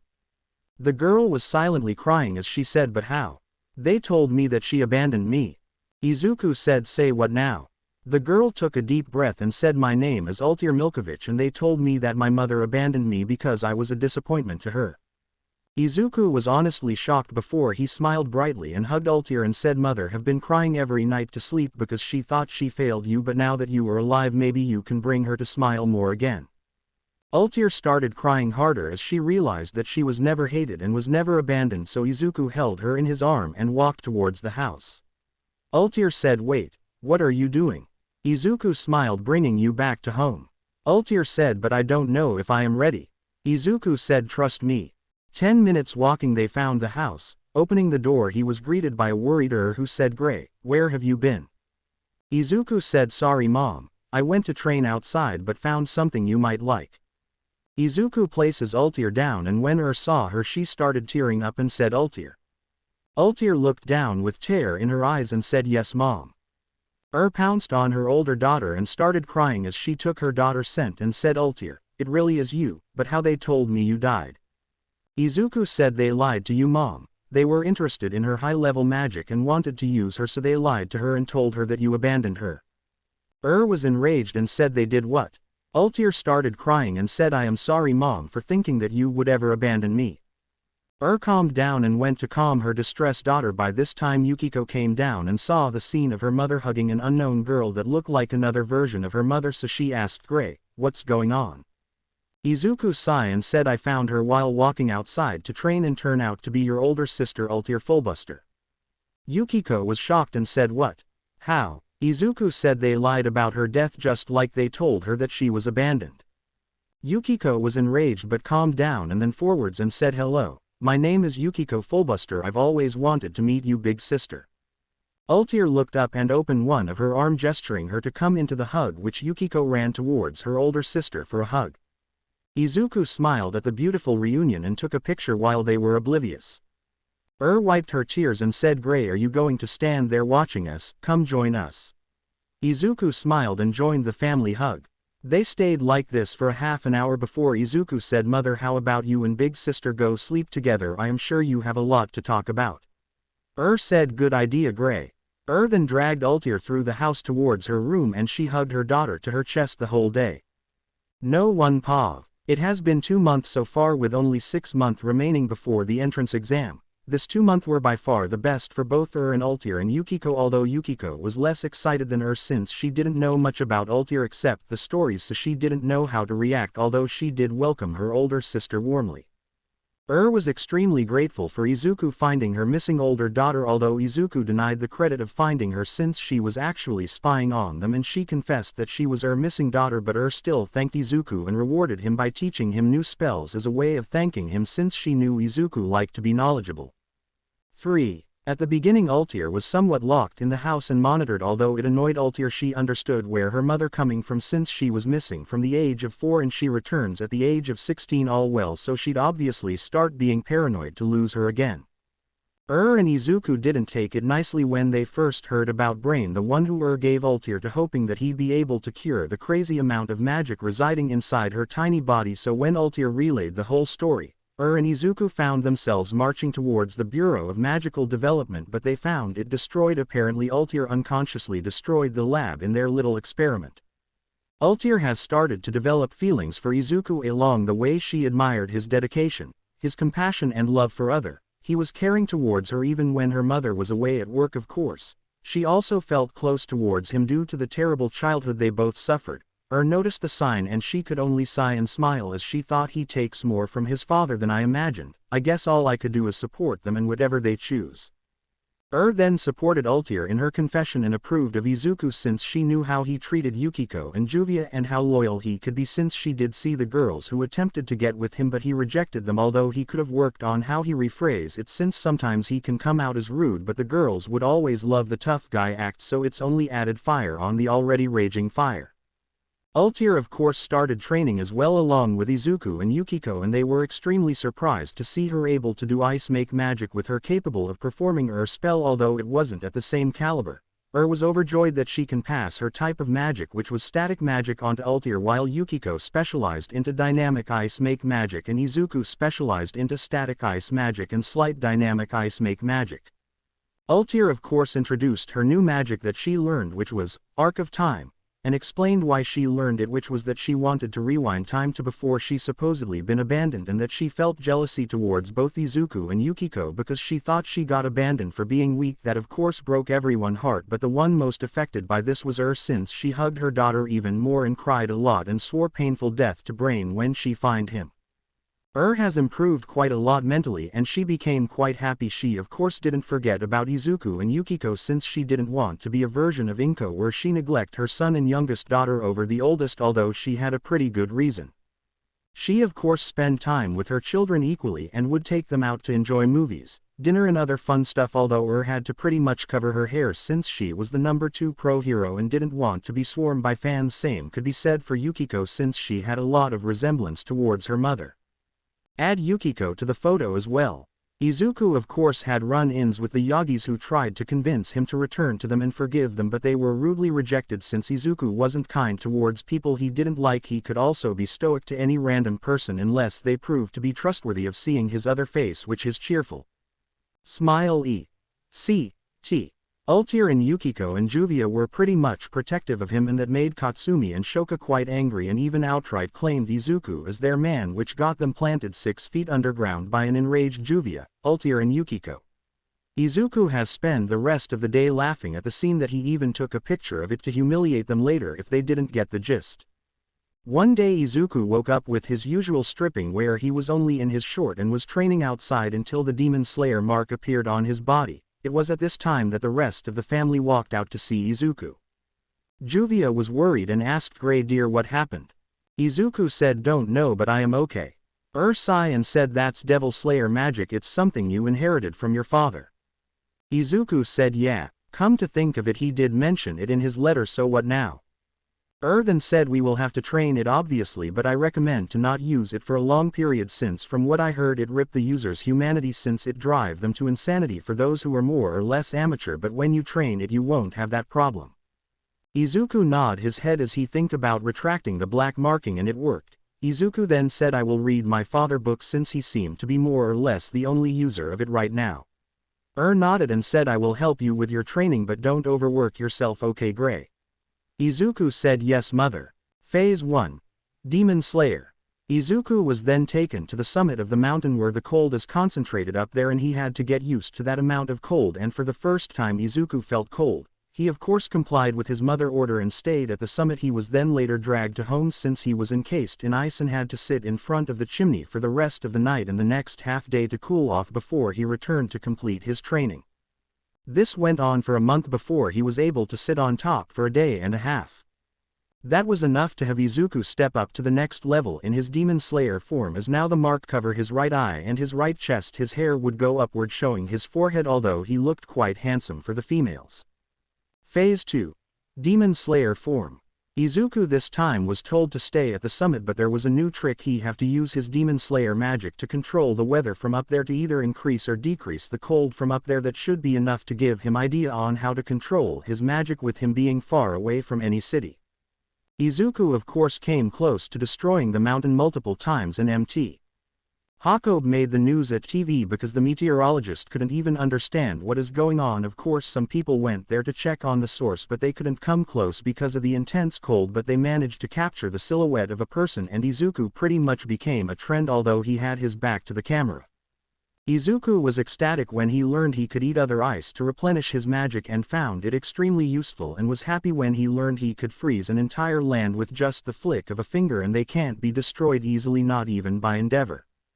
Izuku managed to learn 5 techniques his father enlisted in the book, which were Ice Devil Shiver, which allows him to pretty much creates an ice shard funnel that form a straight line heading for its target. The second technique is Ice Devil Laughter, which he creates medium to large shards of ice and releases it onto their target in a flurry. The third technique is Ice Devil Rage. It's where after inhaling, Izuku releases a large purple blizzard of cold air, ice and, seemingly, snow from their mouth, directing it towards an area of their choosing. The blizzard inflicts great damage upon those it contacts, causing everyone unable to resist it to be sent flying away with great force, as well as leaving behind a trail of destruction in its wake, heavily damaging the area it passes through. The fourth technique is Ice Devil's Fang, which Izuku jumps up and clads his arms in ice and lands a hit on the enemy, followed by consecutive punches. His final technique is considered to be defensive and it's called Ice Devil's Resentment. It's where Izuku boosts his own magic by laughing. Izuku, after finishing learning to use his father technique, he started creating his own technique based on his ice make magic static. The first technique he created was Ice Devil's Zeroth Long Sword. He covers his right fist with his left palm and separates them, creating an ethereal sword in between his two hands, then delivers a swift cut to the target while encasing them in solid ice. His second technique was Ice Devil's Zeroth Destruction Bow. he creates an intricate bow made of ice and charges it with an ice arrow that is fired at the target at high speeds. Once the arrow makes contact with its target, it turns into a spiky array of ice. His third technique was Ice Devil's Zeroth Destruction Fist. He, after using ice make to mold and shape the ice from Devil Slayer magic or any type of ice make spell, he then creates a pair of destructively powerful gauntlets with the same properties as the aforementioned spell, and punches their desired target. His fourth technique is Ice Devil Burial. He creates a circular barrier of ice, followed up with an ice shard attack in the middle of it. Note: Ice Devil Burial is not the official name, it's something I created. Izuku by the end of the 6th month had good control over his Ice Devil Slayer form and could tap into it whenever he want and is just refining his technique. No one pav. 9 months have finally passed with a lot of things happening in Grey life, with him finally getting free from his ex-middle school that allowed him to be tormented, to him having his custody moved to his aunt Fullbuster, who he started to call her mother, and to finding her missing older daughter Ultir and having them reconcile after 12 years of being separated, and finally he got a grip on his Demon Slayer form as he can tap into it willingly, but he rarely used it. Now we could see Grey walking in casual clothes along with Yukiko and Ultir and Juvia, who held one arm. Most guys were glaring daggers at Grey as they were jealous that a guy like him have 3 hot girls. It also didn't help that Yukiko was the spiting image of her mother, that some fan mistook her for her mother. Finally arriving at the gates of UA, they walked inside and were met with other students from different middle school. Grey then saw his tormentors walking in front of him as he sighs. Grey, can't this day get any worse? Yukiko, you know they are on thin ice right now, so if they do something extreme they will lose their place here or any hero school in general. Grey, glad they are, at least it will hold them back from doing something stupid unless they want to get blacklisted. Juvia, I will beat those romantic rivals. Grey's sigh. Juvia, you know that we are dating, right? So why would you even call them rivals to begin with? Ultir, she is just worried that they will try something on you to take you from us. Grey smile as he brought the 3 into a hug and kiss on their lips. Grey, no worries, like I would ever fall in love with my tormentors. The 3 girls smiled happily as they all marched to the auditorium where they will take their entrance exam. Inside auditorium, Grey could be seen accompanied by his 3 hot girlfriends and sat in 4 seats far away from his tormentors, as he didn't want to get angry and kill them since he hated them a lot for claiming that he is their property months ago. They sat in silence as they observed each and every student out there, and none of them had really much presence to them. After a few minutes of everyone settling in their seat, the light shut down as Present Mike walked out with a big smile, and I knew he will be a major pain in the ass. Present Mike. Hello everybody, can I get a hey? Everyone remained silent, making Present Mike sigh. Present Mike. Tough crowd. Now today you rocking boys and girl will be doing the practical test where you will have to destroy 3 robots. Sadly for him, Present Mike couldn't continue as a blue hair kid interrupted him by raising his hand. Present Mike couldn't decline him. Present Mike asked, yes, examiner number 142, what is your question? Blue hair kid stood up. It says here that there is 4 robots, but you only mentioned 3. If this a misprint in UA material, then this school should be ashamed. We are exemplary students, we expect the best from Japan most notable school. A mistake such as this won't do. And you, the dark blue kid with 3 girls around you, you had the same uninterested look and are fooling around with those 3 girls. If you are not serious about this, then leave. Grey got pissed as he raised his hand and swiped it, making to his right as the blue hair kid turned into ice. Everyone was shocked and some shivered in both cold and fear. Grey, it's people like you that I hate the most. They see themselves as high and mighty. Stupid Sonic ripoff, think he can tell me what I can do. Ultir. Grey, please unfreeze him, we don't want trouble with the staff. Present Mike. Apologies little listener, but please no quirk usage in the auditorium. Grey unfreeze the blue hair kid reluctantly as the blue hair was shivering in both cold and fear as he realized he was angering the wrong person and sat down. Present Mike. For your earlier question, examiner number 142, the 4th robot is a 0-pointer and won't gain you anything. That's why it's best if you avoid it. Now everyone will be assigned to a battle center, so check your cards that is under your chairs. Izuku along with his girlfriends picked from underneath their chairs cards which had their designated cities that they will be in and what bus they should take. Surprisingly, all 4 of them were assigned to the same city. Grey. So I guess we are all together. Juvia. Yeah, Isn't that great, Gray-sama? Gray, smile, yeah it is. Yukiko. Try not to use your Devil Slayer too much, you know its drawback. Gray. I understand, I might use it against the zero-pointer, but even then I don't think it will need that much power. Ultir. I will probably have to use Arch of Time instead of Ice Make, since they might suspect of why our magic are the same. Gray. There is no need for that since we are all fullbuster and it's written in our files. Ultir. Oh yeah, almost forgot about that since I had changed my name before to Ultir Milkovich. The four then stood up as they headed towards the changing room and changed into a more comfortable clothes and not their hero costume. Juvia. How do I look, Gray-sama? Gray. You look amazing as always, Juvia. Yukiko. Then what about me? Gray. You look amazing, a replica of your mother, beautiful and strong. Yukiko blushed. Thank you, you don't look bad yourself. Ultir. What about me? I couldn't bring my other clothes since it could be considered a hero costume. Gray. You look amazing as well, Ultir, nice kimono by the way. Ultir blushed. Thanks. I then looked to my surrounding to see some people staring at my girlfriend, some are even talking about Yukiko and her resemblance towards the number 2 pro hero, and some had lust, but just a glare from my part mixed with killer intent made them get the point as they saw what I did in the auditorium to the blue hair kid and they didn't want to be victim. Present Mike could be seen climbing to a post as he attempted for the second time to have everyone cheer with him, but nobody did. I am starting to feel bad for the guy. The door of the exam opened as me and my girlfriends were the first to rush inside the mock city with people shouting at us to return, but we just ignored them as they are idiots and haven't read the pamphlet. One thing I learned over the years is to not trust that proctor will give you all the answers. Sometimes you have to find the answers yourself, and if anybody read the pamphlet like we did, he will state indirectly that there are rescue points and that there are no countdowns in real battle. Those fools won't even make it into UA with this type of mindset. Creating an ice make. Sword. I started cutting through the robots like a butter or freezing them with a swipe of my hand. So far I have accumulated around 35 points and it only have been a minute in the exam. Present Mike. What are you all doing? There are no countdown in real battle. They were met with either destroyed robots or frozen ones. Some tried breaking the ice but they couldn't. Some managed to destroy the robot by pushing the ice to shatter in contact with the ground, but that wouldn't gain them point as the rules stated to either destroy or incapacitate them. With the staff. We could see the staff watching the exams. Some had bored expression, some were neutral, some were excited. Cementos. Quite a good batch this year. Principal Nezu. Yes, it is. Vlad.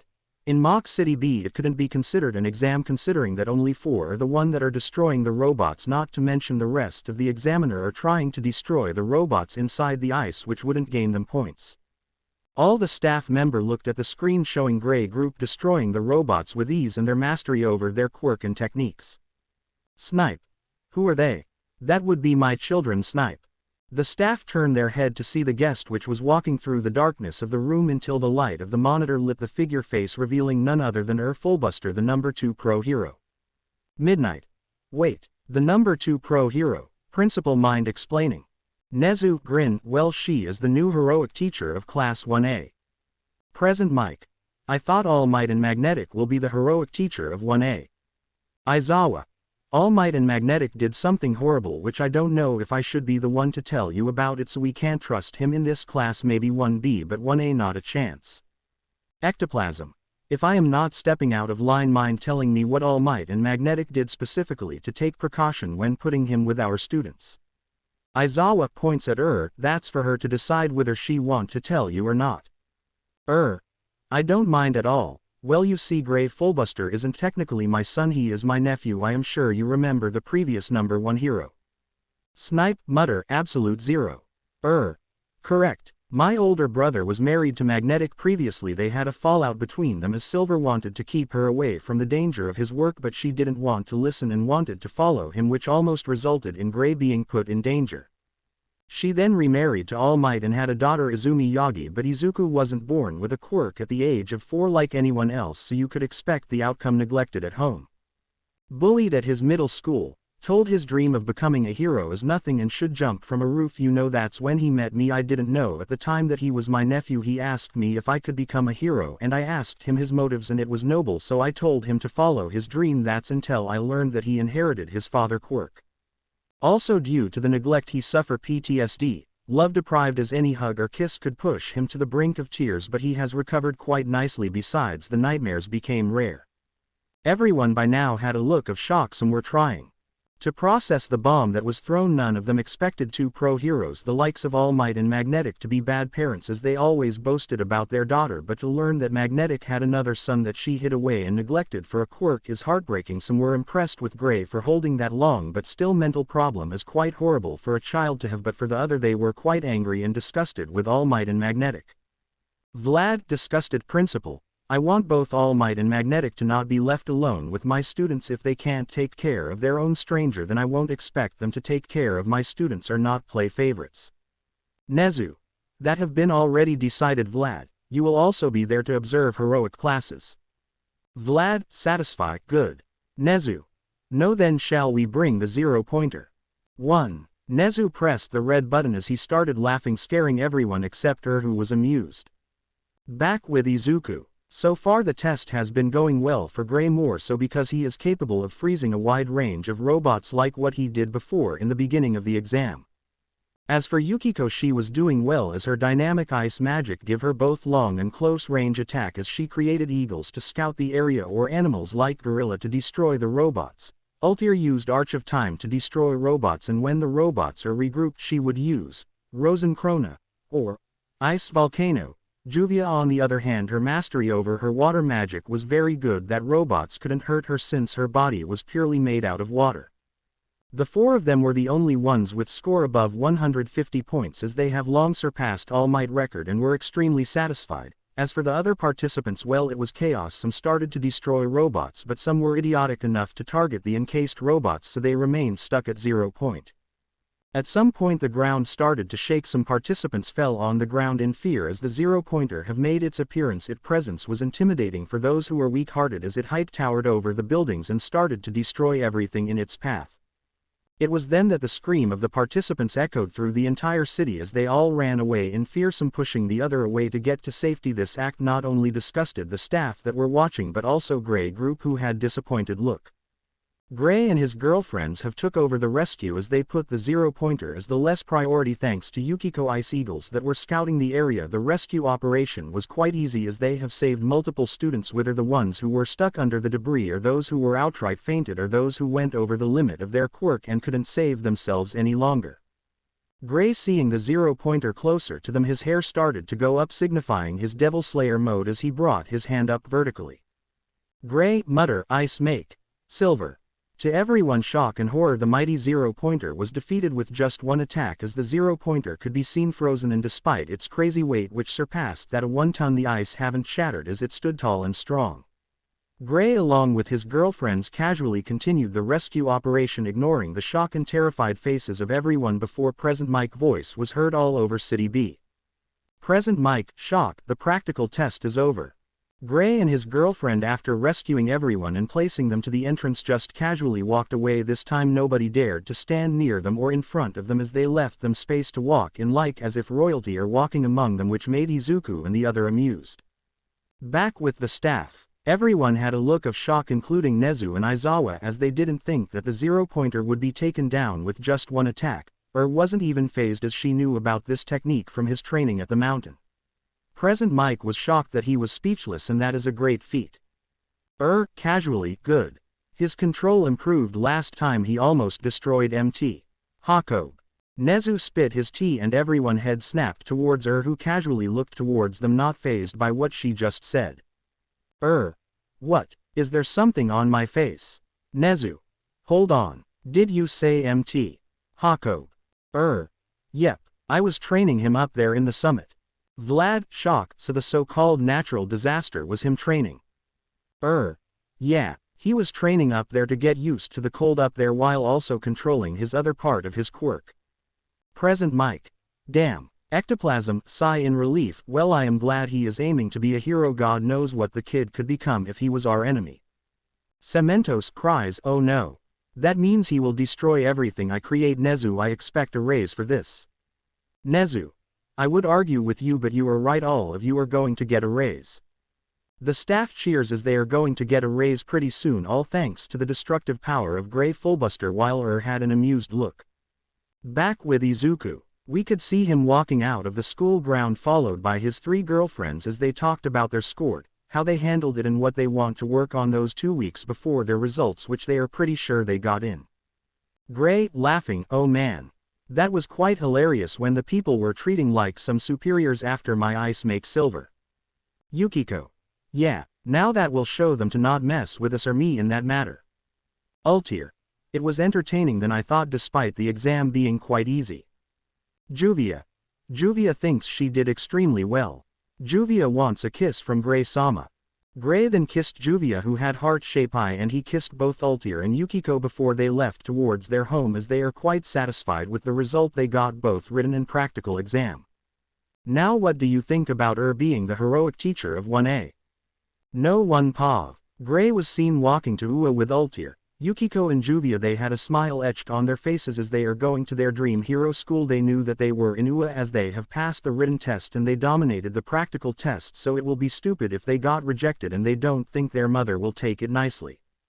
Walking towards the gate, they could see some students talking with each other, which they assume would be their upperclassmen. Gray hoped that he could go to 1A without being noticed, but luck wasn't on his side as most girls stared at him with lust in their eyes, and the boys were in a mix of proud, jealousy, lust towards his girlfriends, which pissed him off, but the girls glared at them, releasing bloodlust, making them turn around.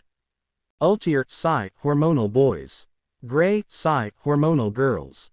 Both looked at each other before they bursted into a laughter as both of them have agreed on something. They then walked towards a door that read 1, which they assumed to be a door for first years. Getting in, they walked the floor of the school as they have to a lot of turn, which annoyed Gray a lot, along with the girls, with how Nezu throw his money on long hauls to torture students. Gray. Why does Nezu like to torture student with long hauls? I wouldn't be surprised if he want to turn the school into a maze. Yukiko, sigh, I feel you, Gray. After many excruciating turns, they found themselves in front of a massive door which had 1A written on it. Gray sigh once more at the huge door, as he knew for a fact there is nobody with that size that can come in here. Ultier. Is he trying to intimidate the students because he is a chimera? Juvia. Juvia know that Gray-sama can beat anyone, even this door can't stand a chance against my beloved. Gray, sigh, thanks Juvia. Juvia was happy as she happily grabbed his arm, placing it in between her breast before they opened the door to the class. Looking around the class, they could see that it is divided into groups of people, with of course the Bakugos being there, arguing with the same kid that he froze in the auditorium for being stuck up. The conversation was quite interesting to say the least, as the Bakugos were threatening the blue hair kid by crushing him, which didn't go well with him. Gray walked along with his girlfriends to their seat. He noticed a purple hair midget starting at his girlfriend, and the midget found himself staring at death as Gray didn't hold back at the bloodlust, making the great midget shake in fear before he passed out, getting seated with Juvia being behind him, Yukiko being in front, and to his left was Ultier. The blue hair kid noticed them but kept his distance as he knew not to mess with Gray after the stunt he pulled in the auditorium, and knew that Gray doesn't have any problem leaving him 6 feet underground. Gray could obviously sense Izawa outside and knew that his uncle doesn't like time being wasted. Gray, carefree, you know class have started and the teacher is waiting outside, so you should get to your seat if you don't want to anger him. Jiro. Dude, chill, there are no teacher beside, this is first day. Gray. Suit yourself, but don't blame me when he expel any of you. Uraraka, worried, isn't that extreme? He is right. Everyone turning their head, they were met with a caterpillar. Gray, seeing this, internally smirk at his uncle entrance, but put it in the back of his head as he observed the class that were frozen in shock as they didn't expect the teacher to be actually waiting. Izawa, getting annoyed, got out of his sleeping bag. Izawa. It took you 1 minute for you all to realize that I am here. That's won't do. Rational student, know that time is precious, so if you done wasting my time, take this PE uniform and head outside. And also he is right about the expelling part, so move it. Everyone panicked as they rushed outside to the changing room in a hurry, with me and my girlfriend following behind, and separated to change into our PE uniform. Changing room. In the changing room we could see Gray casually changing as he planning to zip his jacket up. He was stopped by the same blue hair kid, Iida. Gray, annoyed, what? Iida, adjusting glasses, is that a tattoo? Gray. Yeah, got problem with it. Iida. Yeah. As a UA student, a tattoo is disrespectful to that establishment, so you need to remove it. Gray glared, why would I need to do that? besides you don't know the meaning behind it, so I suggest you piss off. Gray then hit Iida in the shoulder with his own as a way to say, fuck off, but it seems he didn't get the message as he once more placed his hand on Gray's shoulder, but before he could do that he found himself restrained by a spiky red head. Kirishima. Yo, my name is Ajiro Kirishima, sorry about him, I think that tattoo looks cool. Gray. Thanks, it's a family thing. Gray then left, but before he leave he saw the same midget trying to peek at the girls' changing room, but that didn't end well as Gray created an ice hammer, smashing it to the midget, sending him crashing outside the boy changing room. Gray then grabbed the midget by his leg as he dragged him to the field where he was met with Aizawa, who was looking curious at the unconscious Mineta. Aizawa. Problem child, what did you do? Gray. Some pervert thought it was a good idea to peek at the girls' changing room, so I taught him a lesson by having an ice hammer smash into him. I would have preferred it to be in his family heirloom, but that would be cruel. Aizawa. Nod. Okay. He will be dealt with at the end, so throw him a corner. Gray done that by freezing him into a wall, leaving his face free to breath. By that time Yukiko, Altair and Juvia were outside as Juvia jumped on Gray, giving him a kiss, which by the time Mineta was awake to see it, with Yukiko and Altair following by having their moment, making the midget cry blood as he was muttering. Mineta muttering, damn those hot boys always getting harem, what about me? Unfortunately for him, Gray heard and froze his mouth because he didn't want to hear him spouting nonsense. Walking to the field, they ignored the grunt of Mineta as they are planning to unfreeze him when the tests start, but he will not be in perfect condition as he received a hammer to his stomach from Gray. Aizawa. So I heard that the number 2 hero will be a staff here. Gray. Yeah, Mom told us that will be better for multiple reasons, and its main is having All Might and his wife away from us.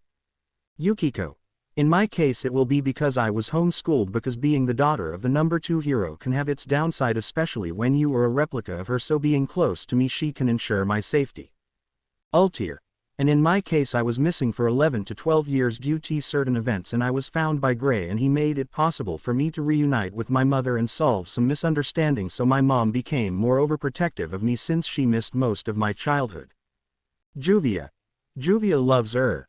Altair said as she hugged Gray tightly as she recalled the day she first met Gray. Gray of course wrapped his arm around her as he patted her back in a soft and gentle manner, which made her calm down. Aizawa. Nod. That is pretty noble of her to do, and I am sorry about your childhood, Altair. Altair. No problem, sir, it's all in the past. By the time everyone from the class has arrived to see Gray, Altair, Juvia, Yukiko chatting with Aizawa, and Mineta was seen frozen in a wall far away with his mouth covered, his mouth muffling his scream, which the girls just give him a nasty glare as they knew that he was trying to peek on them thanks to Altair, Yukiko and Juvia's sharp instinct. Aizawa then glared at the class. Aizawa. Glare. I made it clear in class that time is precious and only those 4 were on time. What's your excuse? Nobody could say anything as they were busy getting acquainted with each other rather than wearing their PE uniform, which could almost result in expulsion. Aizawa. Fine then, consider this the last warning you will ever get. Come late to my class, then you will be sent to the principal. Everyone gulped in fear as they realized he was serious about expelling them, and were tense as they expected the worst. Aizawa. We are gonna be doing a quirk assessment test. Everyone shout quirk assessment test. Uraraka. Sad, but orientation, we are gonna miss it.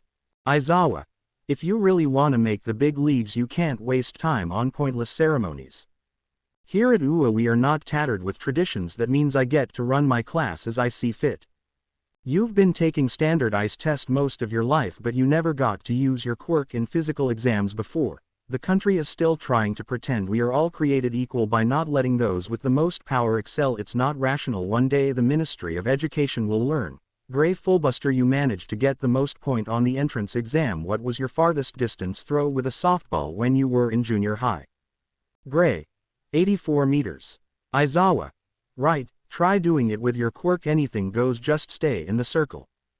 Gray grabbed the ball as he brought both hands together. Gray. Ice make. Cannon. A huge cannon was seen created inside the circle as Gray placed the ball with just a motion of hand. The ball was launched to the air at lightning speed, breaking sound barrier along the way to the point that the ball couldn't be seen anymore. Gray turned his head looking at his fellow classmate who all sported an awe face, clearly impressed with the ball throw. The ones who were unfazed were Altair and Yukiko, although Juvia was cheering for the most part.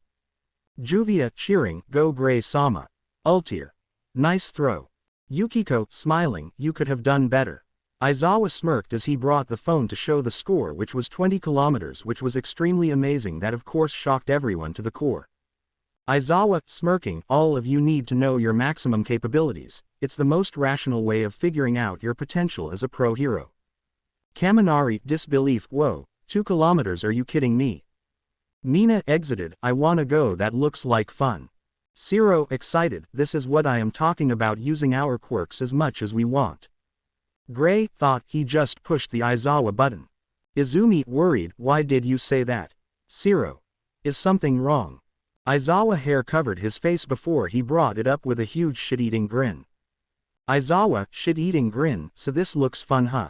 You have 3 years here to become a hero. Do you think it will be games and playtime? Idiots, today you will compete in 8 physical tests to gauge your potential. Whoever comes in last has none and will be expelled immediately.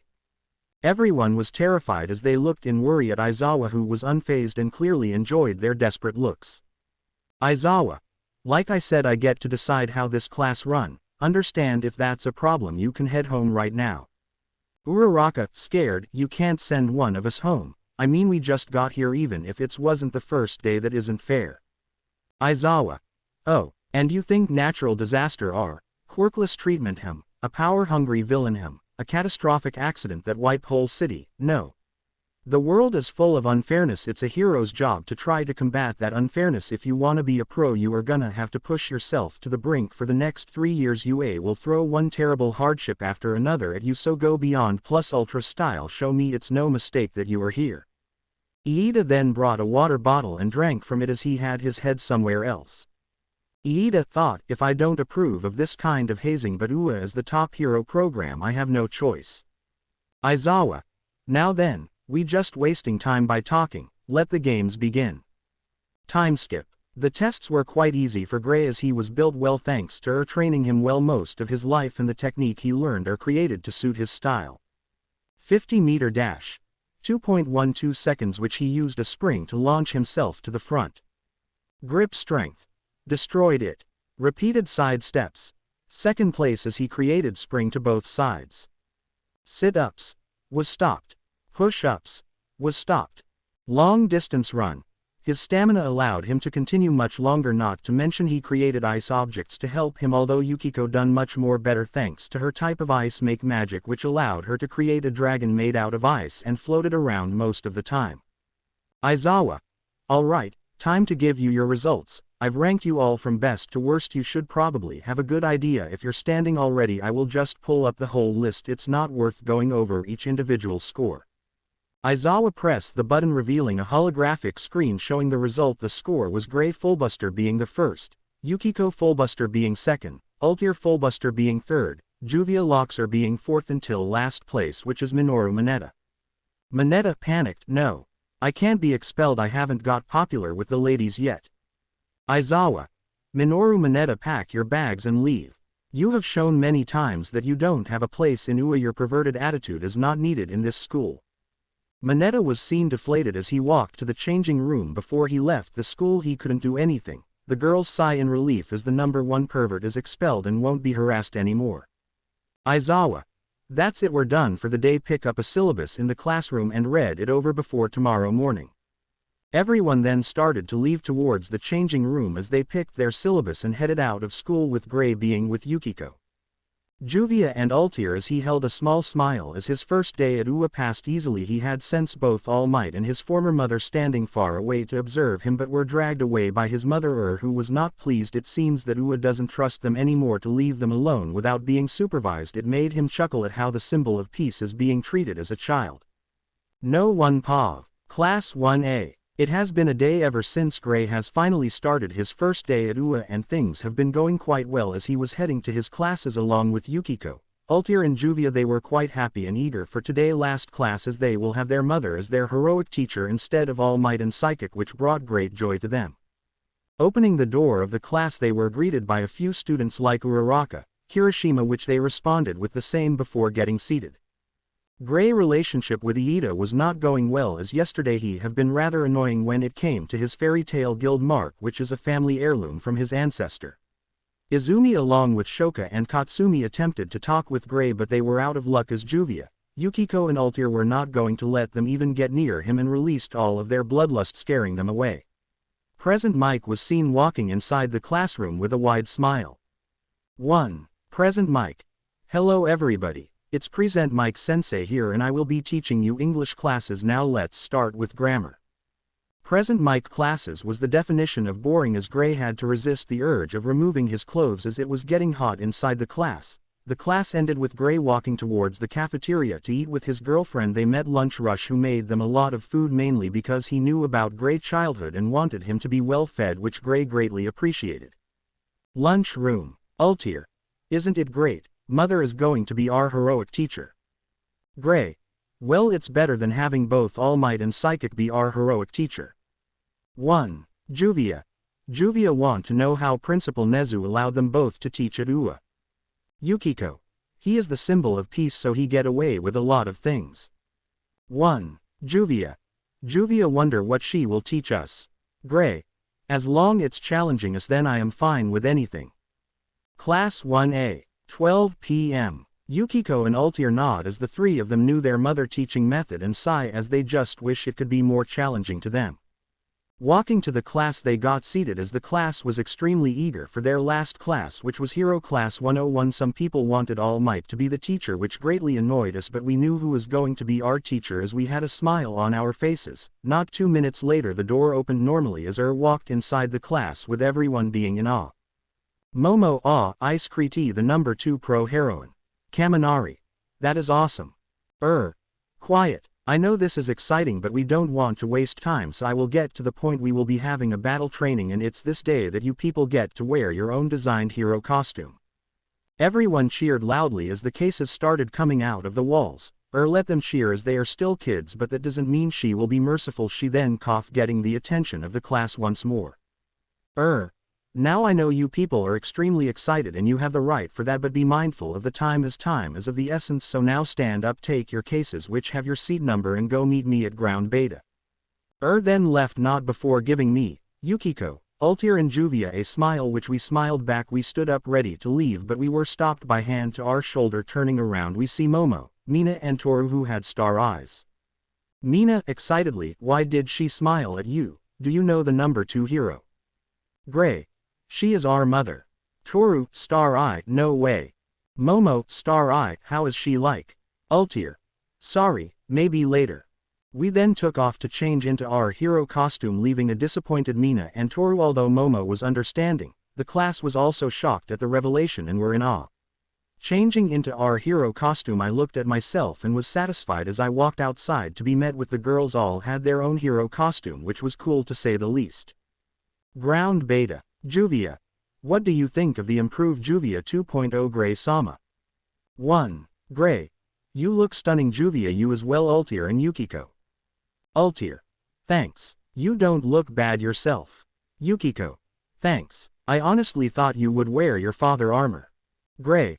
Although it would be amazing, I didn't want to outright copy him. Besides, I have the issue of removing clothes and I don't think I will be able to wear that much clothes for much longer period without needing to strip. Yukiko. Yeah, forgot about that. Now let's go. We nod as we headed towards ground beta. We were the first out as smiled a lot when seeing us, not before giving us a hug and a kiss on the forehead, making us a little embarrassed, but we didn't hate that kind of affection from her. Gray, did they bother you? Gray. No, All Might and Psychic never attempted to get close to me. They can't find me or they took the threat to heart. Just tell me if they try anything funny on you. Gray, smile, thanks mom. What about you 3 girls? Is there anything bothering you?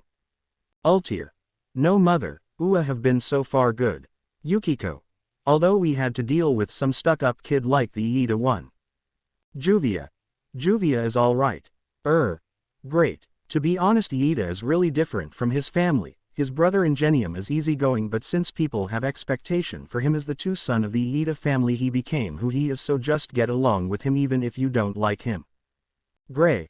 I don't mind it, but as long as he don't try anything on me or touching anything that isn't his just because he think that it break the rules of UA, then I am fine. Thanks Gray. By the time we finished our conversation everyone was coming out wearing their own hero costume excited to get to use it. Then walked away from us as she stood in the middle with the students huddling together. The girls were obviously eyeing Gray as he had his body exposed. Now then that all of you are here we will start with the training exercise, but there will be slight changes given that Gray Fullbuster, Yukiko Fullbuster and Ultir Fullbuster are much more experienced and well trained than most of you. They will be put alone.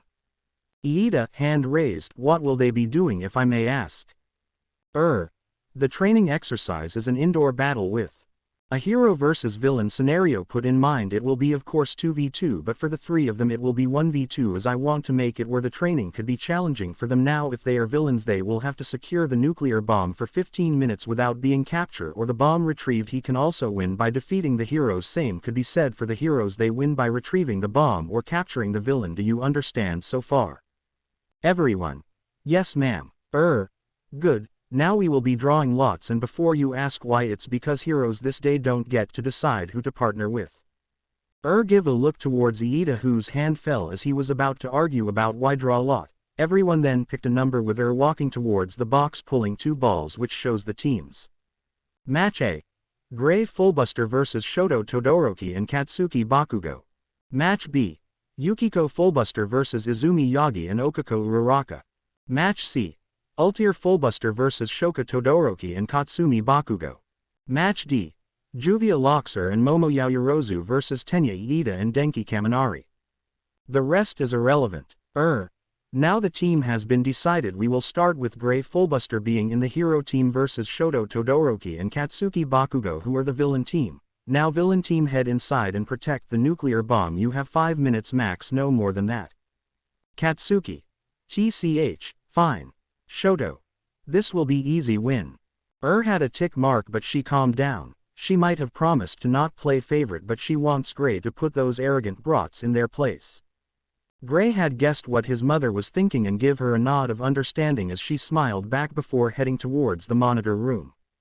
Gray stood outside clearly unfazed that he is going against his tormentors, as thanks to and the girls he was able to recover mentally but not fully.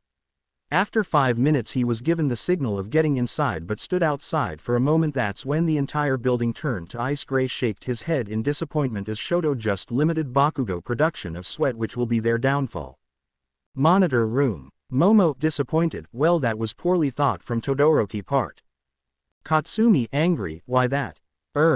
In order for Bakugo to produce explosion he need to sweat, but by freezing the building he is limiting the production of sweat resulting in weak explosion. Not only that, by freezing the building he run the risk of destroying important files or even the nuclear bomb itself. That was poorly thought from his part, which results in -10 points.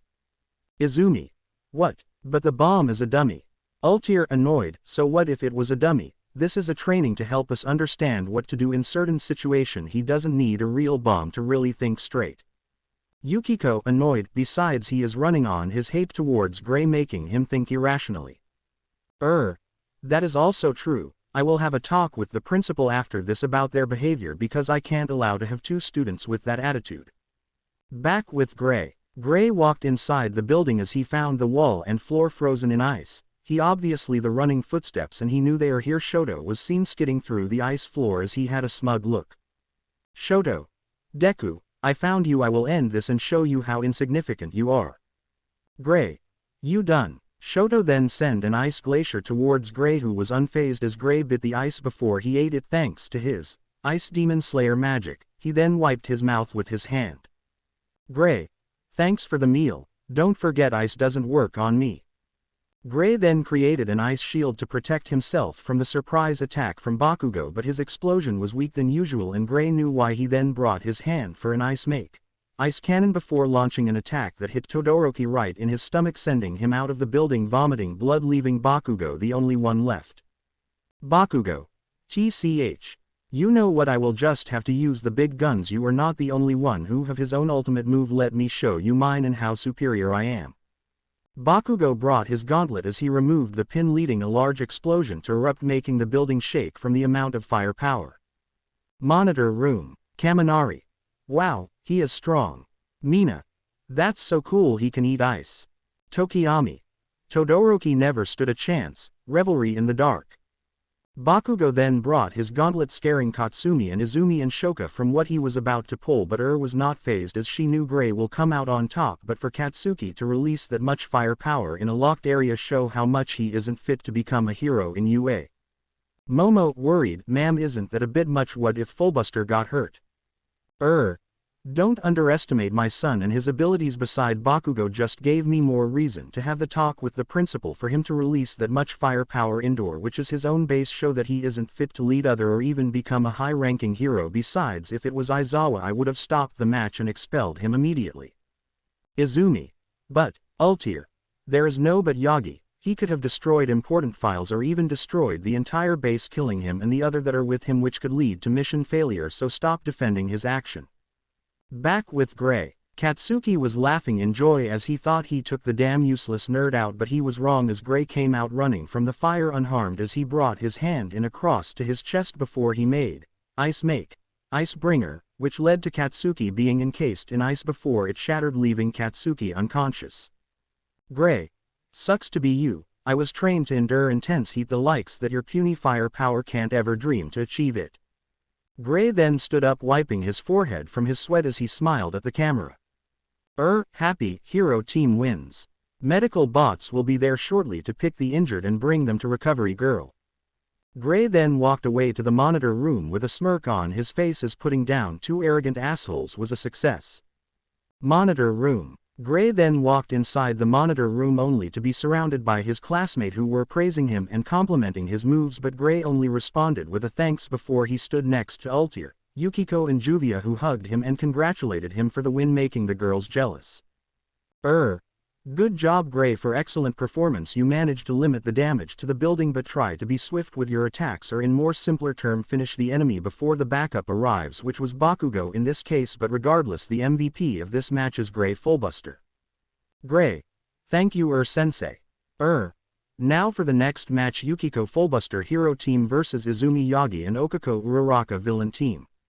Yukiko walked towards the front of the building as Izumi and Uraraka walked inside the building waiting for orders to start the match. With Yukiko. After getting confirmation, Yukiko entered the building. The first thing she did was create an ice clone, which she sent far away from Izumi location to handle Uraraka. She was walking with her senses being higher as she noticed an object flying towards her at fast speed as she created Ice Shield. That led to the object, which turned to be ball that weighed 50 kilograms to hit the ice shield, but it wasn't enough to put a dent in the ice. Yukiko. Came to do the same mistake as your idiot's friend.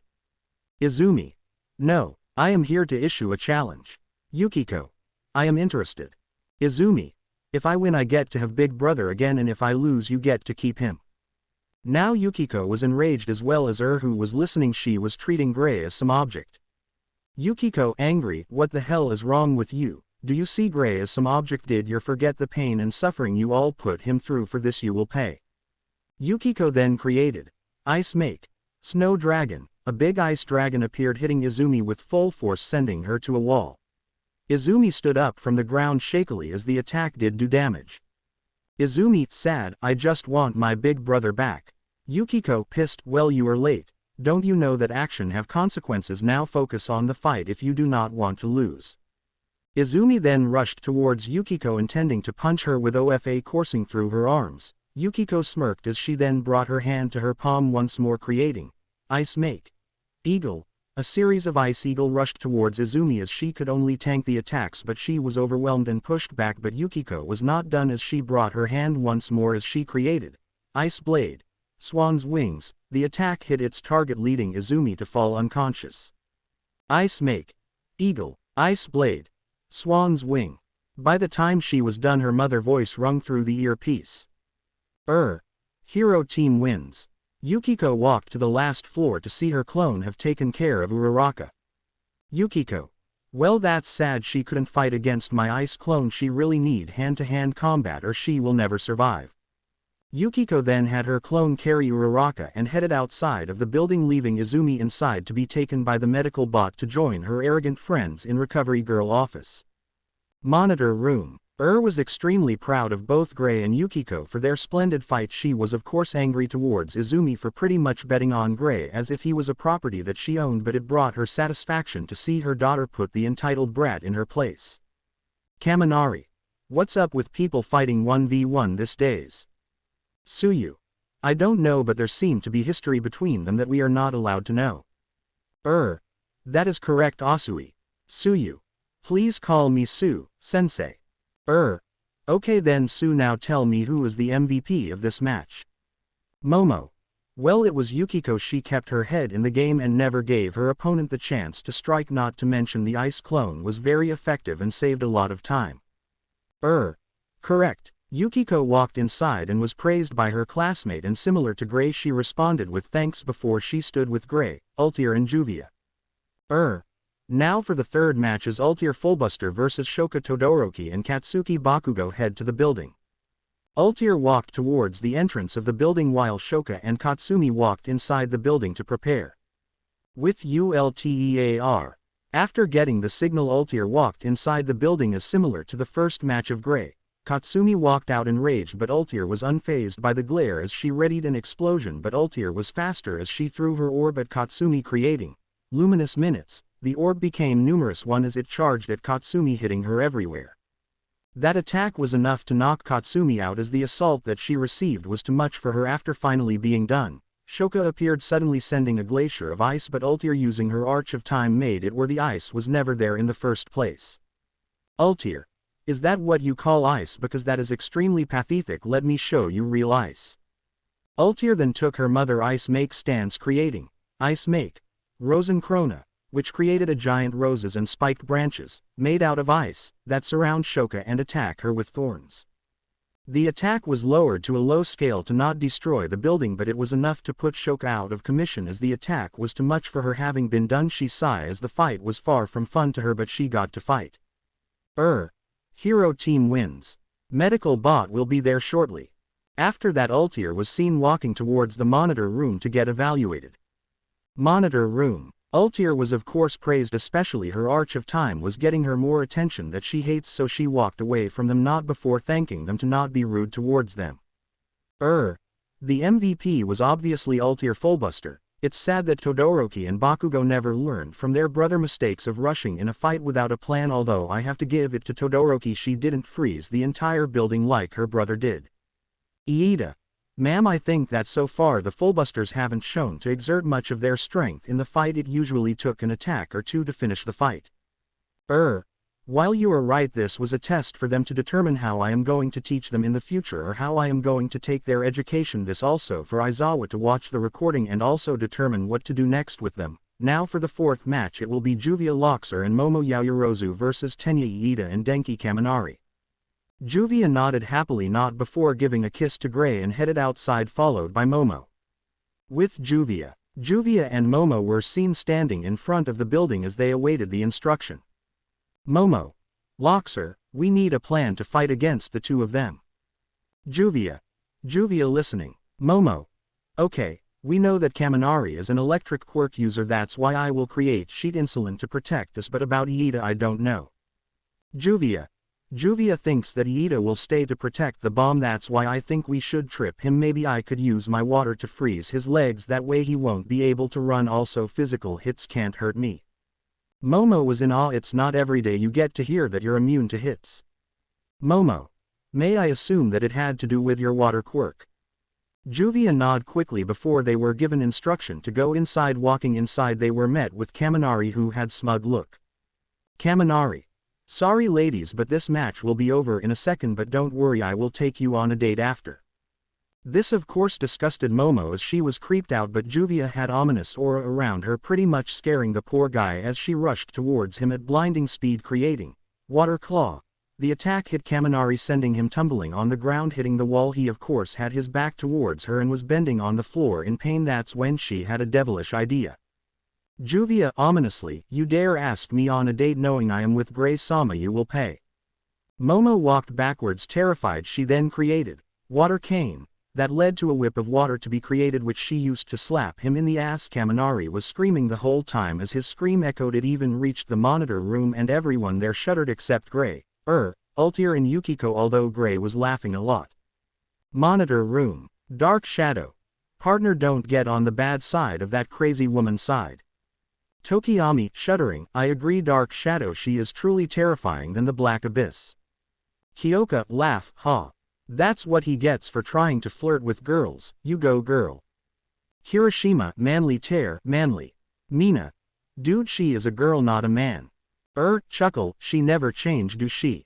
Back with Juvia. To say that Kaminari butt was stinging was the understatement of the year. His eyes were rolled to the back as he was foaming from his mouth uncontrollably. Juvia.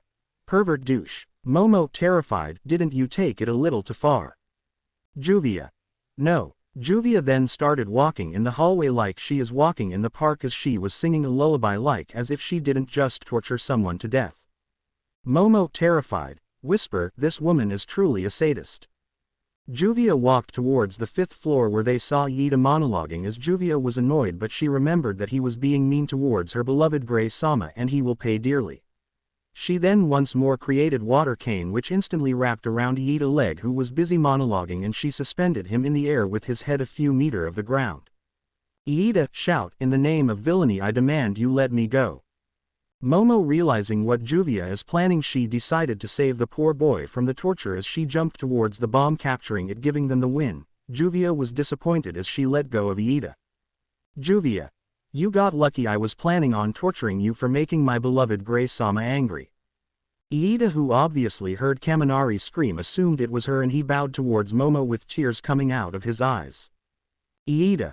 Thank you, hero, for saving me from this woman wrath. Momo did laugh as the guy was still in the villain role even after the match was over, walking the three together although Iida was far away from Juvia. As they reached the ground floor, Iida saw Kaminari, who was foaming from his mouth, his butt was red from her water cane, as he shuddered. Iida. You have fought well, my villain companion.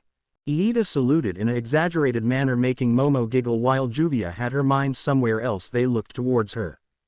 Juvia, star eye, Gray-sama will reward Juvia with lots of pats and kisses. It was at this moment that the two realized that the girl is obsessed with Gray. They shuddered at what the girl will do to them in the future. At the Monitor room, Juvia was praised by everyone, although they were wary of the girl's sadistic side, as she thanked them joyfully before she ran towards Gray, tackling him in a hug. As Gray knew what she wanted, he patted her back as she enjoyed it a lot before giving her a kiss which made her happy and had heart-shaped eye. The MVP of this match was Juvia, as she had single-handedly took down her two enemies, although she should have control over her feelings as she wasted time torturing Kaminari, although I think he deserved it. The second MVP was Iida. He managed to get in the role of the villain and cleaned the room to not give the enemy any chance to use the object in the room to hide, but he need to be wary of his surrounding as he could have avoided Juvia attack, but nonetheless the match was great. Iida was extremely proud as had one hand to his chest as he dramatically smiled in joy. Juvia was also happy, although she was sad that she didn't get to torture Iida. Now for the next match, please proceed to the building. The matches continued with people losing and winning, but nonetheless everyone learned something about themselves and their companion. At the exit of Ground Beta, everyone was standing together. There were who were unfazed and not even slightly tired, and that was obviously Gray, Juvia, Ultir and Yukiko, and some other, but the other were bruised slightly from their matches. Now then, your first hero class was a success. Most of you have done well. Even if you lost, you learned something new about yourself and your classmates, so use this as a motivation to become stronger in the future. Everyone. Yes ma'am. Sue. It's good to know that you don't expel people like Aizawa-sensei.